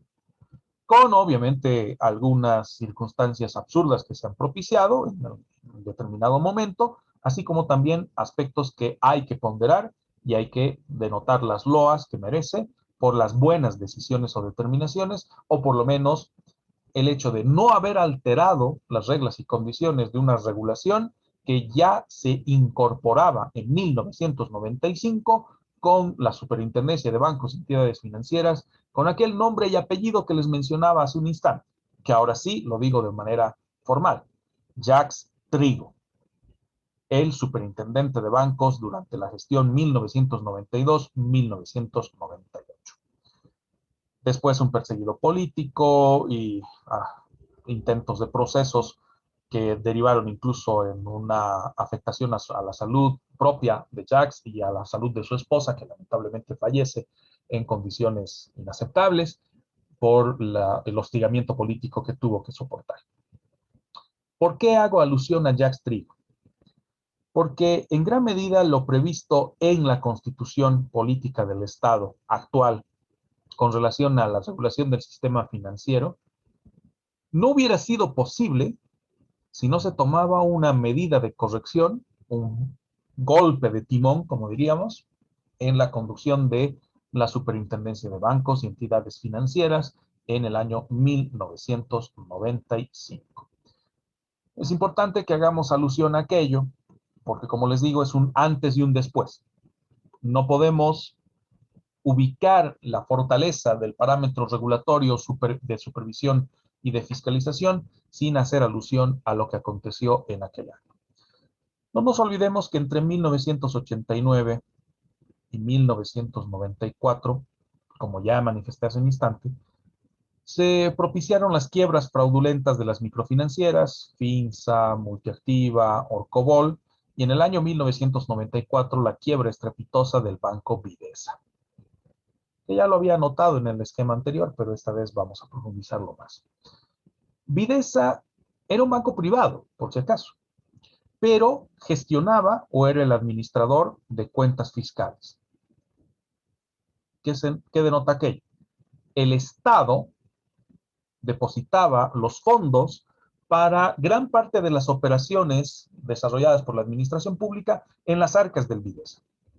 Razón por la cual, en el año 1994, cuando se produce la quiebra fraudulenta del Banco Interamericano de Desarrollo, como se denominaba, el Videsa en particular, uno ya comienza a preocuparse porque no solo comprometen los capitales privados, sino también el capital público, el capital del Estado, que en ningún momento debió haber salido del control del Estado, cierto, pero tampoco debió haberse concentrado en el Banco Central porque no es la función del Banco Central.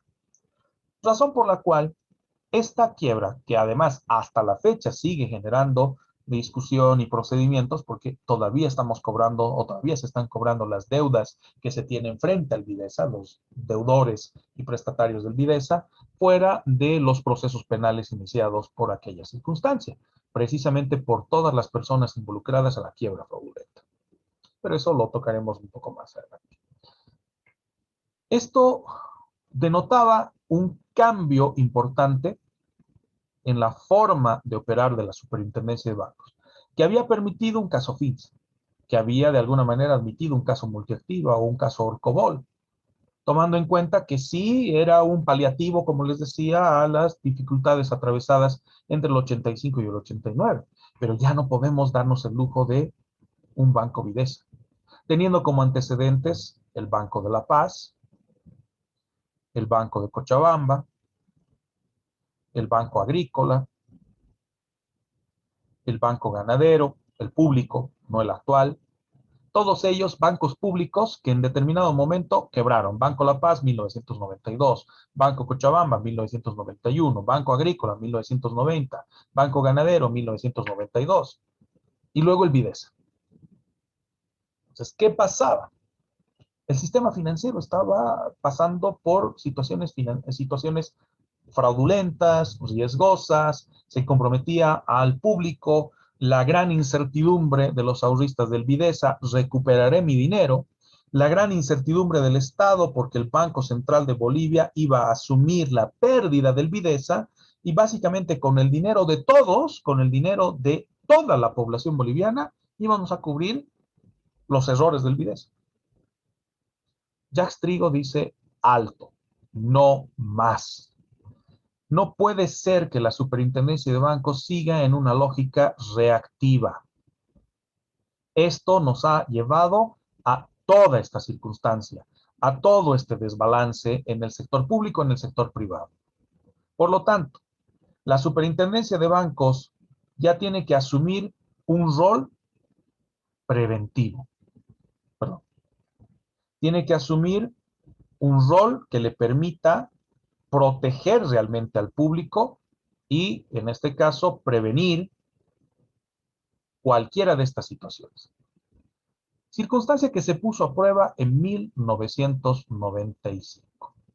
Entre 1994 y 1995, bajo el esquema de la prevención planteada por Jacques Trigo, que le tocó vivir la quiebra del Videsa y otras entidades, planteaba de que la información que generan las entidades de intermediación financiera se constituya en aquella radiografía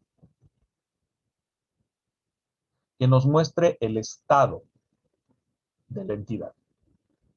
Y que cuando ese estado financiero o ese estado de resultados o las circunstancias que están atravesando al interior de la institución nos lleven a escenarios de riesgo posible o riesgo elevado, se tengan que tomar determinaciones.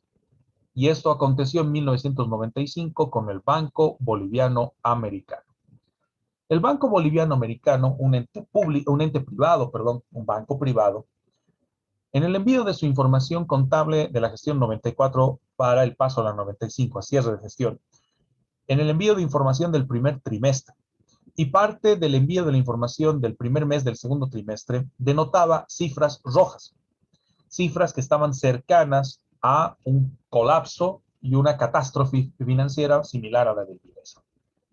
Sobre todo por lo laxo de la conducción ejecutiva del banco y también el hecho de haber asumido una conducción de riesgo, de excesivo riesgo. O sea, su apetito al riesgo era demasiado amplio y terminó pues sobrepasado por él.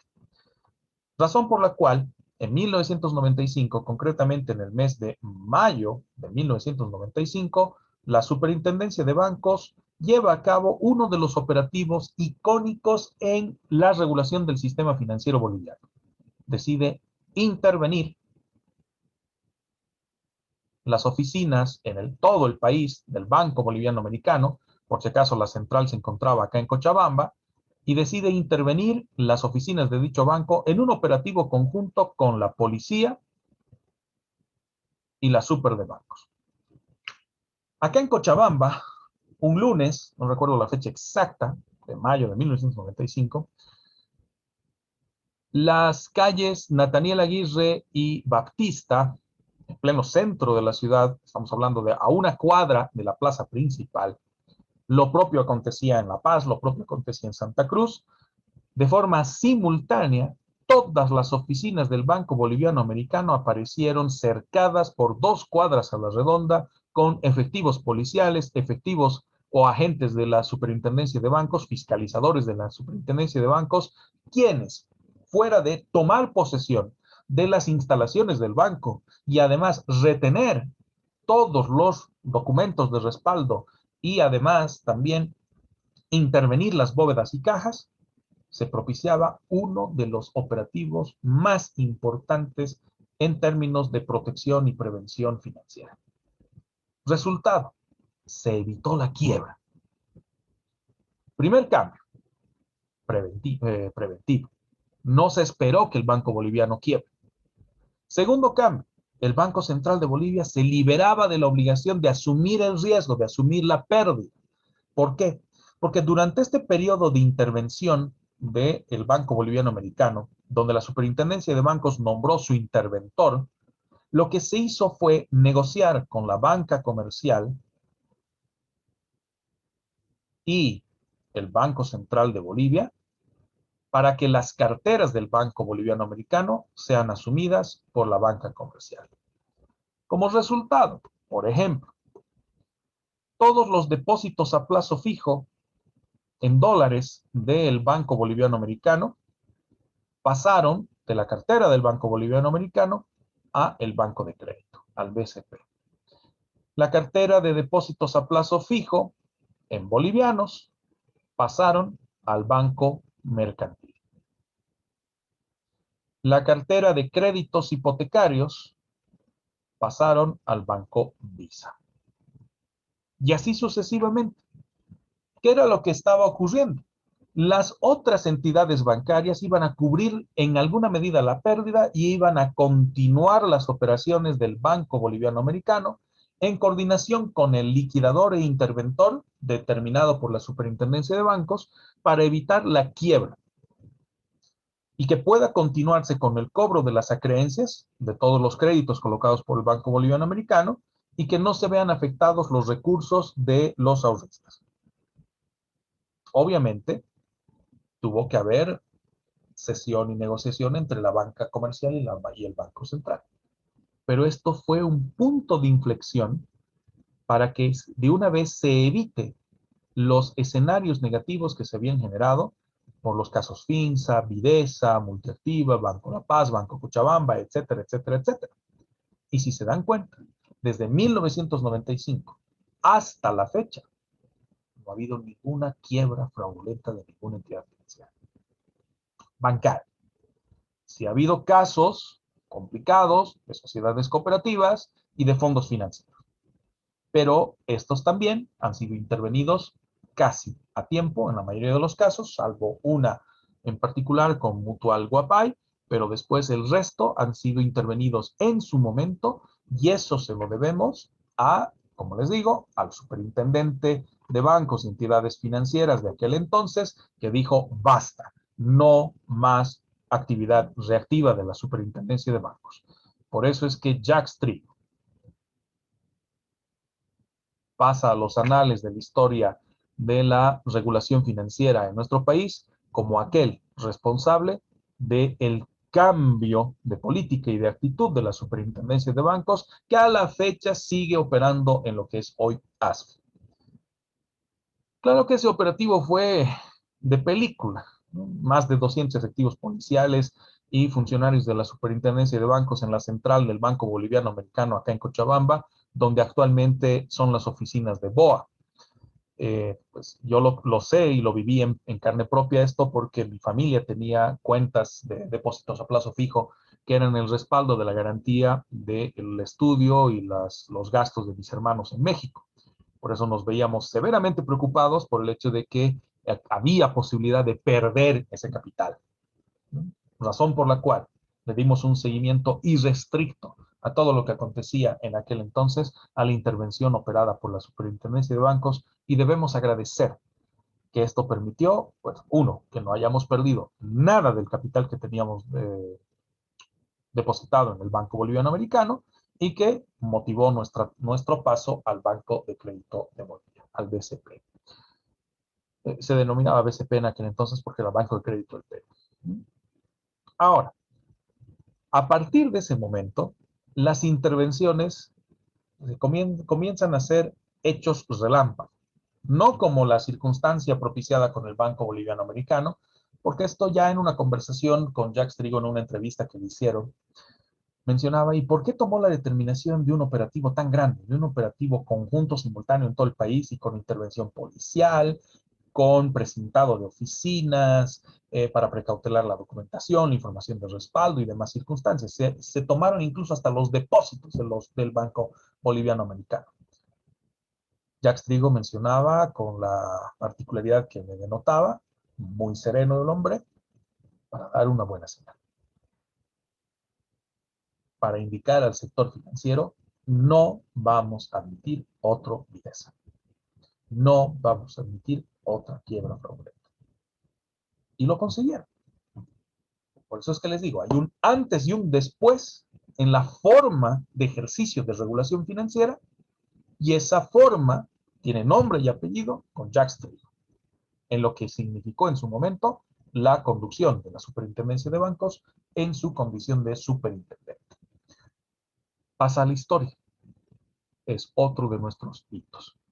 De ella luego lo que acontece con la super de bancos, que se convierte en superintendencia de bancos y entidades financieras, que se refuerzan las dos normas que hemos visto que coadyuvan y actualizan a la 1488, son precisamente como resultado de la nueva faceta asumida por la superintendencia bajo la premisa de que es un ente autónomo e independiente y que puede definir sus propias reglas para la operación de sus funciones. Dio como resultado algo positivo, la estabilidad de nuestro sistema financiero. Una estabilidad que solo se ha visto comprometida por algunos hechos aislados, algunas corridas, algunos rumores, algo de inestabilidad propiciada, pero que no ha llegado casi en la mayoría de los casos a circunstancias tan complicadas como las que se tuvo que vivir hasta 1994. Algo de ponderar o algo que ponderar y reconocer en la conducción de la regulación financiera en nuestro país. Por lo tanto, lo previsto en el mandato constitucional del 2009 no sería posible si es que no hubiera tomado esa determinación en su momento la Superintendencia de Bancos. ¿Qué más establece el mandato constitucional? Y aquí sí vamos a ser bastante críticos. De acuerdo al mandato del artículo 330 de la Constitución, el sistema financiero debe sustentarse en los criterios de igualdad de oportunidades, solidaridad, distribución y redistribución equitativa. Discrepo totalmente. Y muchos abogados, financieros, economistas del rubro, pues coincidimos en este punto por lo que ya mencionaba hace 2 días. El crédito tiene que ser discriminador. El sistema financiero es y debe ser discriminador. Porque el momento que rompemos esa paridad generada por la discriminación positiva, de que no podemos colocar crédito a personas que no tienen la capacidad de devolución o retorno, porque eso exacerba el nivel de riesgo del sistema. Razón por la cual el mandato constitucional, al incluir un criterio de solidaridad, de distribución y de redistribución a través de una nueva política financiera, que además fomente la acreditación a sectores de la micro y pequeña empresa, artesanía, comercio, servicios, organizaciones comunitarias y cooperativas de producción, lo único que está generando es una distorsión del sistema. No niego que la apertura a pequeña y mediana empresa es favorable, siempre y cuando sea sector formal. Pero ya cuando hablamos de comercio, ya cuando hablamos de servicios, ya cuando hablamos de organizaciones comunitarias y peor, cooperativas de producción, que tienen un manto a veces de informalidad excesiva, como el caso de las cooperativas mineras, la cosa cambia de manera sustancial. Jorge, tienes la mano levantada. Adelante. Doc, entonces se podría establecer de que la intervención excesiva, no solo de manera financiera, sino de comercial del Estado, causa una distorsión, lo cual también tendría una consecuencia a largo plazo, lo que es actualmente, ¿no? Que el 70% de nuestro comercio, y ahora creo que más, porque esa cifra de 2017 es informal. 83.7% del comercio nacional, de acuerdo a últimos datos de Banco Mundial. Sí, porque el 2017 era 70, imagínense, hemos subido un 13%, y no sabemos cuánto vamos a subir posterior a esta Post-pandemia. crisis, ¿no? Claro, claro. El problema es de que esto te genera una distorsión que va más allá de la distorsión que ya mencionaba con relación a el tema de los créditos de vivienda y los créditos productivos. ¿Por qué? Se inserta en el tema de créditos productivos. Si bien el Estado, entre comillas, asume esta lógica de responsabilidad de ser el promotor del sector productivo a través de la canalización de recursos, que para colmo somos pésimos en ello, por si acaso, o por lo menos el masismo ha demostrado ser pésimo en ello, se suma al hecho de que esta responsabilidad se la transfieren al sector privado, se la transfieren a los bancos. ¿Sabían, por ejemplo, que los bancos PYME, vamos con el banco de Ángela, de Fernanda, ¿sabían, por ejemplo, que los bancos PYME, como el Banco PYME de la Comunidad, Banco PYME Ecofuturo y otras, tienen la obligación de destinar el 40% de su cartera a créditos productivos? Y sobre todo a los sectores identificados en el mandato constitucional. Pequeños artesanos, comerciantes minoristas, servicios formales e informales, organizaciones comunitarias, las OECAS, las APUR y otras, las asociaciones sociales del lugar, las que en alguna medida también hemos mencionado cuando veíamos contratación estatal, y las cooperativas de producción, sobre todo las mineras, que ya se ven bastante favorecidas por el gobierno del MAS. Y una vez que recién hayan acreditado que han destinado el 40% de su cartera de colocaciones a créditos productivos, recién pueden destinarlo a otros productos variados dentro de las operaciones financieras. Si tomamos en cuenta que ese 40% de cartera de créditos productivos va a estar condicionada a una tasa activa regulada por el Ministerio de Economía y Finanzas Públicas y controlada por ASFI, que es una tasa que no debe superar el 11, máximo 12%, ¿qué va a suceder con los otros créditos? Si tenían una tasa del 14%, para cubrir la diferencia de esa tasa regulada que bajó de 22 a 12 y de 18 a 11, ¿qué va a acontecer con los otros créditos? Van a subir inmediatamente. Por lo tanto, las tasas que no son reguladas, la tasa comercial, o sea, la tasa activa para créditos comerciales, la tasa activa para créditos consumo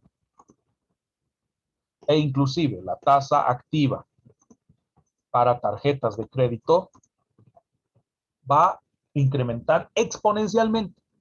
¿Cómo ha incrementado? Los créditos comerciales, que antes rondaban entre el 12 y 14%, pasan ahora hacia un 18 a 22%. Los créditos consumo, que iban más o menos en el rango de los 14 a 18%, suben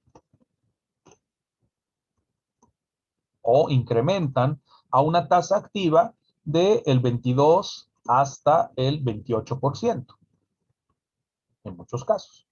Y la tasa activa de tarjetas de crédito, que en su momento tenían una oscilación entre un 12 a un 18%, ojo con esto, como es consumo y para colmo de sectores privilegiados, por así decirlo, cosa que es un absurdo, trepa a un 24 hasta 32%.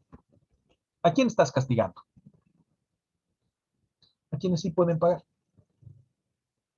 ¿Genera o no genera distorsión del sistema?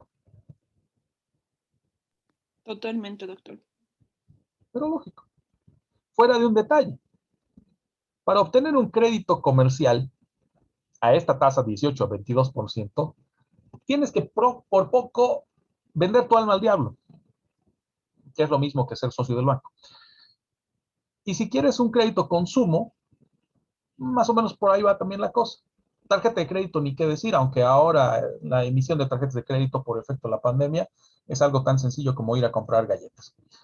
A diferencia de las tasas productivas, donde incluso aplican las garantías no convencionales. ¿Sabían que hay créditos productivos no debidamente garantizados? Que ya desde su nombre te está indicando lo que involucra. En otras palabras, le estás transfiriendo el riesgo a los bancos PYME, a los bancos que tienen por objeto la producción, o sea, favorecer al aparato productivo, le estás transfiriendo el riesgo de que no les paguen. ¿Cómo va a cubrir ese riesgo? Con sus otras operaciones. Con el incremento y el castigo a sus otras operaciones. No estás generando una redistribución equitativa. No estás generando igualdad de oportunidades.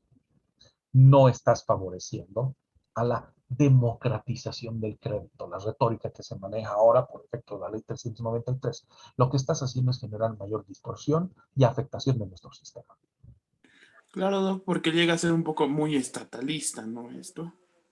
No, ni siquiera estatalista, sería prebendal directamente. O sea, estás tratando de cubrir tu propia falencia como Estado, de poder dar condiciones para el aparato productivo y se las estás trasladando al banco.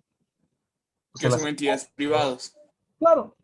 Y le dices al banco, bueno, arréglese como pueda. Yo simplemente le pongo tasas activas de créditos de vivienda y tasas activas de créditos productivos. Ah, entonces el banco se da cuenta. No me estás poniendo tasas activas para consumo. No. Ah, perfecto, subo consumo. No me estás poniendo tasas activas para comercio. Ah, perfecto, subo tasa de consumo, subo tasa comercial. Sin ir lejos. ¿Se han dado cuenta que en este periodo, en muchos casos, no en todos, porque tiene que ver también con las preferencias de búsqueda y otros factores, pero de seguro en sus muros en Facebook han visto por lo menos una, si no son dos, publicidades de concesionarias de autos, vinculadas a crédito para vehículos, sobre todo Pues, los Doc, bancos mercantiles? actualmente, o sea, yo le doy un ejemplo, aquí en Oruro, una de las calles más transitadas es la Bolívar, y en cada cuadra sí hay, digamos, gente repartiendo volantes de concesionarias de auto, la mayoría. Que vienen aparejadas a créditos de vehículos. ¿Sabían que ha habido un Sí, incremento en la tasa de interés? Hay un incremento. Te ofrecen una tasa del 7%. Entonces, 7% para comprar mi vehículo a 5 años plazo, a 7 años plazo. Empiezas a leer un poco las condiciones y lo que es peor, lees el contrato cuando ya estás próximo a firmarlo con contrato de adhesión y te das cuenta de que esa tasa solo aplica para el primer año. Y en algunos casos para los primeros 6 meses. Porque después se va a actualizar a la tasa TRE y a la tasa TEA. o el famoso, antes de todo el paro de transporte que proponían que solo ibas a pagar, digamos, que no ibas a pagar, digamos, el interés y no solo lo otro. O sea, se estaban exonerando solo lo otro, sino no el interés. Eso ha sido una jugada política, ¿no? Para beneficio mutuo. Yo creo que había algo más de fondo, porque los créditos para el sector autotransporte representan el 2.7, exagerando el 3% de las colocaciones de crédito de las entidades financieras. No es representativo, ni siquiera por montos. Entonces, los bancos no iban a sufrir una tremenda merma, porque el sector del autotransporte público, sobre todo, aquellos que sí han apostado por la renovación de sus vehículos mediante crédito, porque la mayoría no lo hacen, opera más por el contrabando inclusive, no iba a ser significativo, no iba a ser una merma. Lo que le preocupaba al sector financiero formal es que abra la puerta, porque si el Estado decía, ya, perfecto, que no paguen, al día siguiente, ¿qué? A las horas tenías a artesanos, a pymes, tenías a sector formal, a comerciantes, tenías a profesionales independientes, etcétera, pidiéndoles lo mismo, bajo el mismo argumento, que todos nos hemos visto perjudicados por la pandemia. No había... Doc, pero cosa que se ha pasado, digamos. O sea, ni siquiera cuando han hecho la modificación, mucho antes de hacer la modificación, ya Transporte anunció y se adherió gremiales, ¿Sí? artesanos, y de todo un poco, digamos. O sea, igual, digamos, ahorita, digamos, siguen pidiendo ellos, digamos, no solo así en el tema Va. transporte. ¿Recuerdan que les dije que lo peor para un sistema financiero es la incertidumbre? ¿Ven cómo afecta? Y el Estado promueve ello. Es lo peor.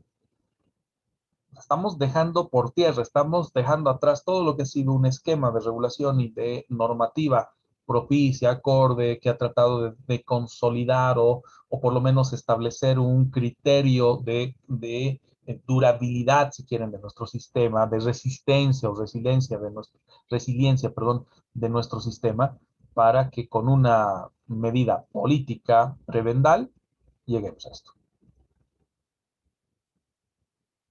Imaginen lo que viene después de ocurrir lo que acabo de mencionar. Complicado, ¿no? Bastante complicado. Ahora, muy aparte de aquello, es también importante que reconozcamos que de acuerdo al mandato constitucional, de acuerdo a la previsión de lo que la Constitución establece en términos de gestión de lo acontecido en el sector financiero, se busca que se promueva la creación de entidades financieras no bancarias, pero con fines de inversión socialmente productiva. Es interesante, esto no lo niego, que resulta ser llamativo y bien manejado puede ser muy, pero muy efectivo. Lo interesante del caso, sin embargo, es de que esto data del 2009. La ley de servicios financieros data del 2014. Y a la fecha no se han creado estas instituciones no bancarias, la famosa banca comunal, por ejemplo. No se ha creado. Tampoco se ha generado o se ha gestado las entidades financieras públicas de desarrollo. Se han ratificado las privadas. Crecer, Sembrar, Promujer, etc. Que estas sí tienen inversión socialmente productiva.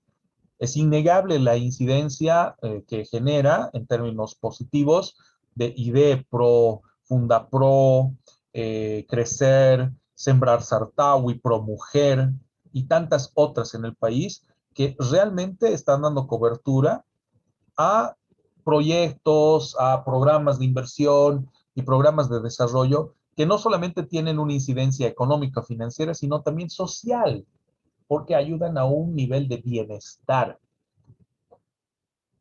Promujerlo, en este caso es uno de los que destaca en ese sentido, junto a los mencionados. Pero el Estado nada.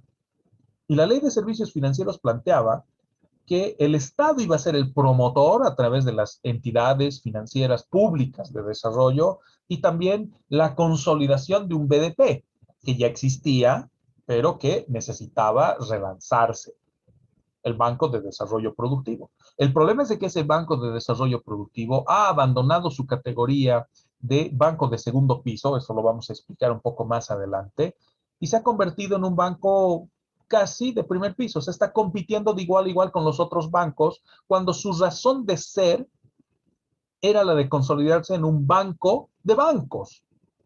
El banco que permita dar cobertura y canalizar recursos desde el sector público al sector privado vía el sector bancario, vía las entidades financieras formales, sobre todo con fines a consolidar los esquemas de las EFPDs, las entidades financieras públicas de desarrollo y la banca comunal. Cero. No existe. Se ha quedado en la lógica de microcréditos, el BDP. Y créditos donde algunos inclusive entran en la categoría de crédito concesional. Entregan el dinero y a ver si se los devuelven. Fuera de aquello, también el mandato constitucional parte de la premisa del Banco Central. Entendiendo que, y esto ya lo debemos a Jacques Trigo en el 95, el Banco Central no puede, y ninguna entidad pública, reconocer los adeudos de la banca o de las entidades financieras privadas. O sea, ya no puede volver a haber un caso Videsa. Porque cuando quebró el Videsa, el Banco Central asumió la responsabilidad de la devolución de los capitales comprometidos en el Videsa. En otras palabras, con el dinero generado por la población, por el trabajador boliviano, estamos cubriendo o habíamos cubierto la actuación dolosa de los ejecutivos del Videsa y de los socios del Videsa. Y esto no puede volver a ocurrir. Y esto no solamente está en el mandato constitucional del 2009, esto ya se implementó en el 95 con lo que les comentaba. Razón por la cual Banco Central, ASFI y eventualmente tanta entidad pública del sector financiero exista, son las que van a aportar y fortalecer a un fondo de reestructuración financiera, que es el que se va a emplear en casos de insolvencia bancaria, consolidado además con el propio aporte de los bancos. Igual, no tenemos. Se ha manifestado en el mandato constitucional, pero no ha llegado a formalizarse en la medida de lo que se necesita o se requiere en términos de previsión de riesgo. Doctor, ¿este no es el Fondo de Protección al Ahorrista? Sí, pero es insuficiente, porque en realidad no solo debemos proteger al ahorrista, debemos proteger al sistema. Razón por la cual todavía hay un largo camino que recorrer en tema previsional. A pesar de que manteníamos un estándar importante con relación a las normas de Basilea, que son las que vamos a abordar en unos instantes y los vamos a complementar el día de mañana. A eso sumamos también que por mandato constitucional, las operaciones de carácter público, en lo que concierne a administración de carácter financiera, van a ser realizadas necesariamente por una entidad bancaria pública. Es interesante el postulado del mandato constitucional porque a la fecha no ocurre. El Banco Unión no es un banco público, ya lo había manifestado anteriormente. El Banco Unión es un banco privado, con capitales del Estado. Sí, el 98.4% es del Estado, pero eso no lo convierte en banco público. La forma de que sea un banco público es que haya sido creado por ley. Y en el caso del Banco Unión no ha sido creado por ley. Se le ha autorizado mediante decreto supremo al Ministerio de Economía y Finanzas Públicas que compre el paquete accionario del Banco Unión. Y actualmente es el banco pagador o el banco liquidador de la administración pública. En teoría, cumpliendo con el mandato de la Constitución, pero en efecto, vulnerando el propio mandato constitucional. El Banco Unión no es un banco público. Fuera de aquello, también el hecho de que nos vinculamos,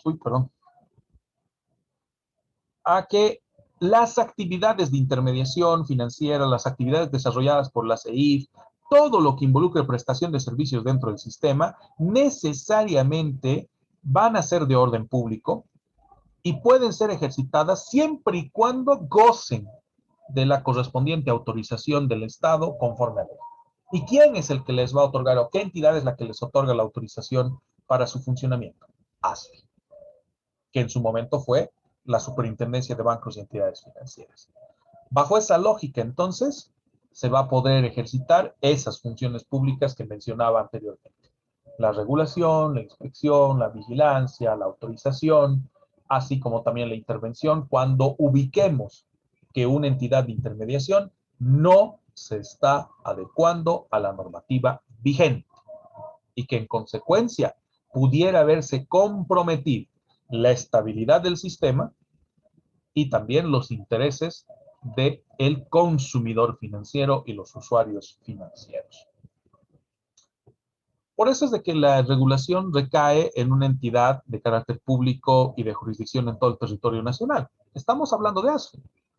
Ya el mandato constitucional del 2009 nos planteaba la necesidad de que un ente de regulación, que reemplace obviamente a la Superintendencia de Bancos, sea la que asuma esta labor y que además se mantenga esta línea de que su principal ejecutivo o ejecutiva sea designado o designada por el presidente o presidenta del Estado. Tenía la mano levantada de Nicolás. Adelante, Nicolás. No, apreté sin querer. Ya, vale, no te preocupes. Ojo, el artículo 332 determina de que sea el presidente o la presidente la que establezca quién asumirá el rol de director o directora ejecutiva de ASFI. Llama la atención que desde el principio de existencia de ASFI, esta disposición constitucional ha sido francamente desconocida. Porque a la fecha, todos los directores ejecutivos o directoras ejecutivas que ha tenido ASFI han sido nombradas por el Ministerio de Economía y Finanzas Públicas.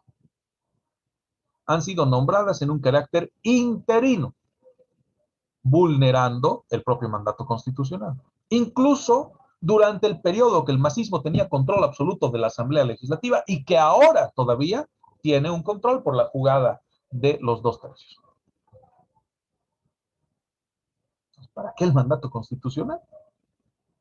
Si de todas formas la determinación de quién conduce la realidad, funciones y competencias de ASFI recae en un manejo discrecional, ya sea de la presidencia o de cualquier ministerio, en este caso el Ministerio de Economía y Finanzas Públicas.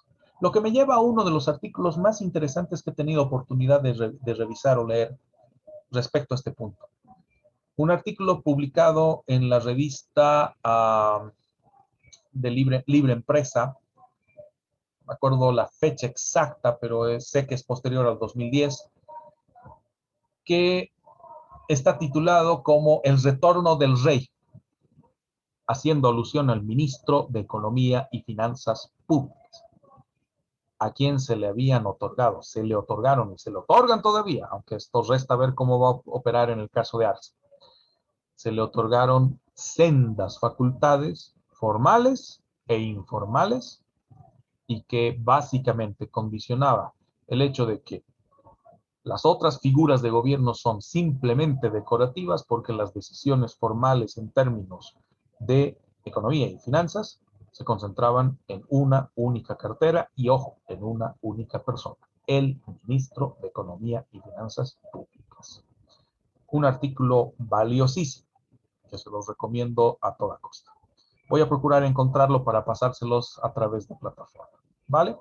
Ya el día de mañana vamos a culminar con algunos aspectos respecto a Basilea. Simplemente cerremos con esta última apreciación del artículo 333, bajo el entendido de que así como tenemos obligaciones frente al sistema financiero y los reguladores, también podemos ejercitar derechos. Y uno de los principales derechos derivados de nuestra relación como consumidores o usuarios financieros es precisamente el del derecho a la confidencialidad de nuestra información financiera, que en el caso de la ley 393 se maneja bajo el parámetro de reserva de confidencialidad, que alberga a toda la información que pueda tener un consumidor financiero respecto a su relación con banco, cooperativa o con cualquier otra entidad financiera, exceptuando, como la misma Constitución también determina, los casos en los que se pueda levantar dicha confidencialidad derivado de procesos judiciales o administrativos. Ya luego vamos a profundizar ese aspecto de manera puntual. Todo se resume a la labor ejercitada por ASFI. Pero ASFI es simplemente un componente de la regulación y la definición de política en nuestro sistema, a la que se suma la labor del Banco Central de Bolivia y del propio Ministerio de Economía y Finanzas Públicas, para el establecimiento de una normativa nacional que en gran medida también viene influenciada por una norma y de carácter internacional, razón por la cual no podemos dejar de mencionar para la comprensión del sistema financiero a las normas de Basilea. Lo que haremos el día de mañana para complementar y cerrar con este tema y de ya dar inicio a el segundo tema de política financiera. Vale, chicos. Con eso habríamos culminado la clase de hoy. No sé si tienen alguna otra pregunta, alguna duda o consulta que quisieran que se las aclare en este instante. Doc, una preguntita. El tema del control de lectura es lo que dicen en plataformas sobre el foro, ¿no? Sí, sí, sí. Foro, y mañana vamos a conversar un poco porque tiene que ver con el tema de regulación bancaria. Y esto va a ser día lunes y martes. En la primera lectura ya la vamos a conversar mañana y la siguiente lectura va a iniciarse el día viernes, un poco la conversación en esta sala de Zoom y luego en el foro. El foro va a estar abierto desde hoy día hasta la siguiente semana. Oye, Doc. Doctor, ¿la lectura es del libro que está en inglés o de cuál? No estoy segura. Sí, sí, por favor. Gracias. ¿No hay de qué? Gracias, Doc. Vale, chicos, que estén Gracias, doctor. Gracias, doctor. Gracias, Doc. ustedes, chicos. Buen descanso. Nos Hasta luego, vemos. Doc. Gracias, doctor. Igualmente, doctor. Hasta mañana, doctor. Mañana, doctor. mañana. Hasta mañana, doc. Hasta mañana. Caleb, te voy a mandar enseguida también a WhatsApp tu lectura para que puedas ya revisarla. Muchas gracias, doc. Con todo gusto. Pierde cuidado. Un abrazo. Que estés muy bien. Doc, una preguntita. ¿Las páginas son las del PDF o son las del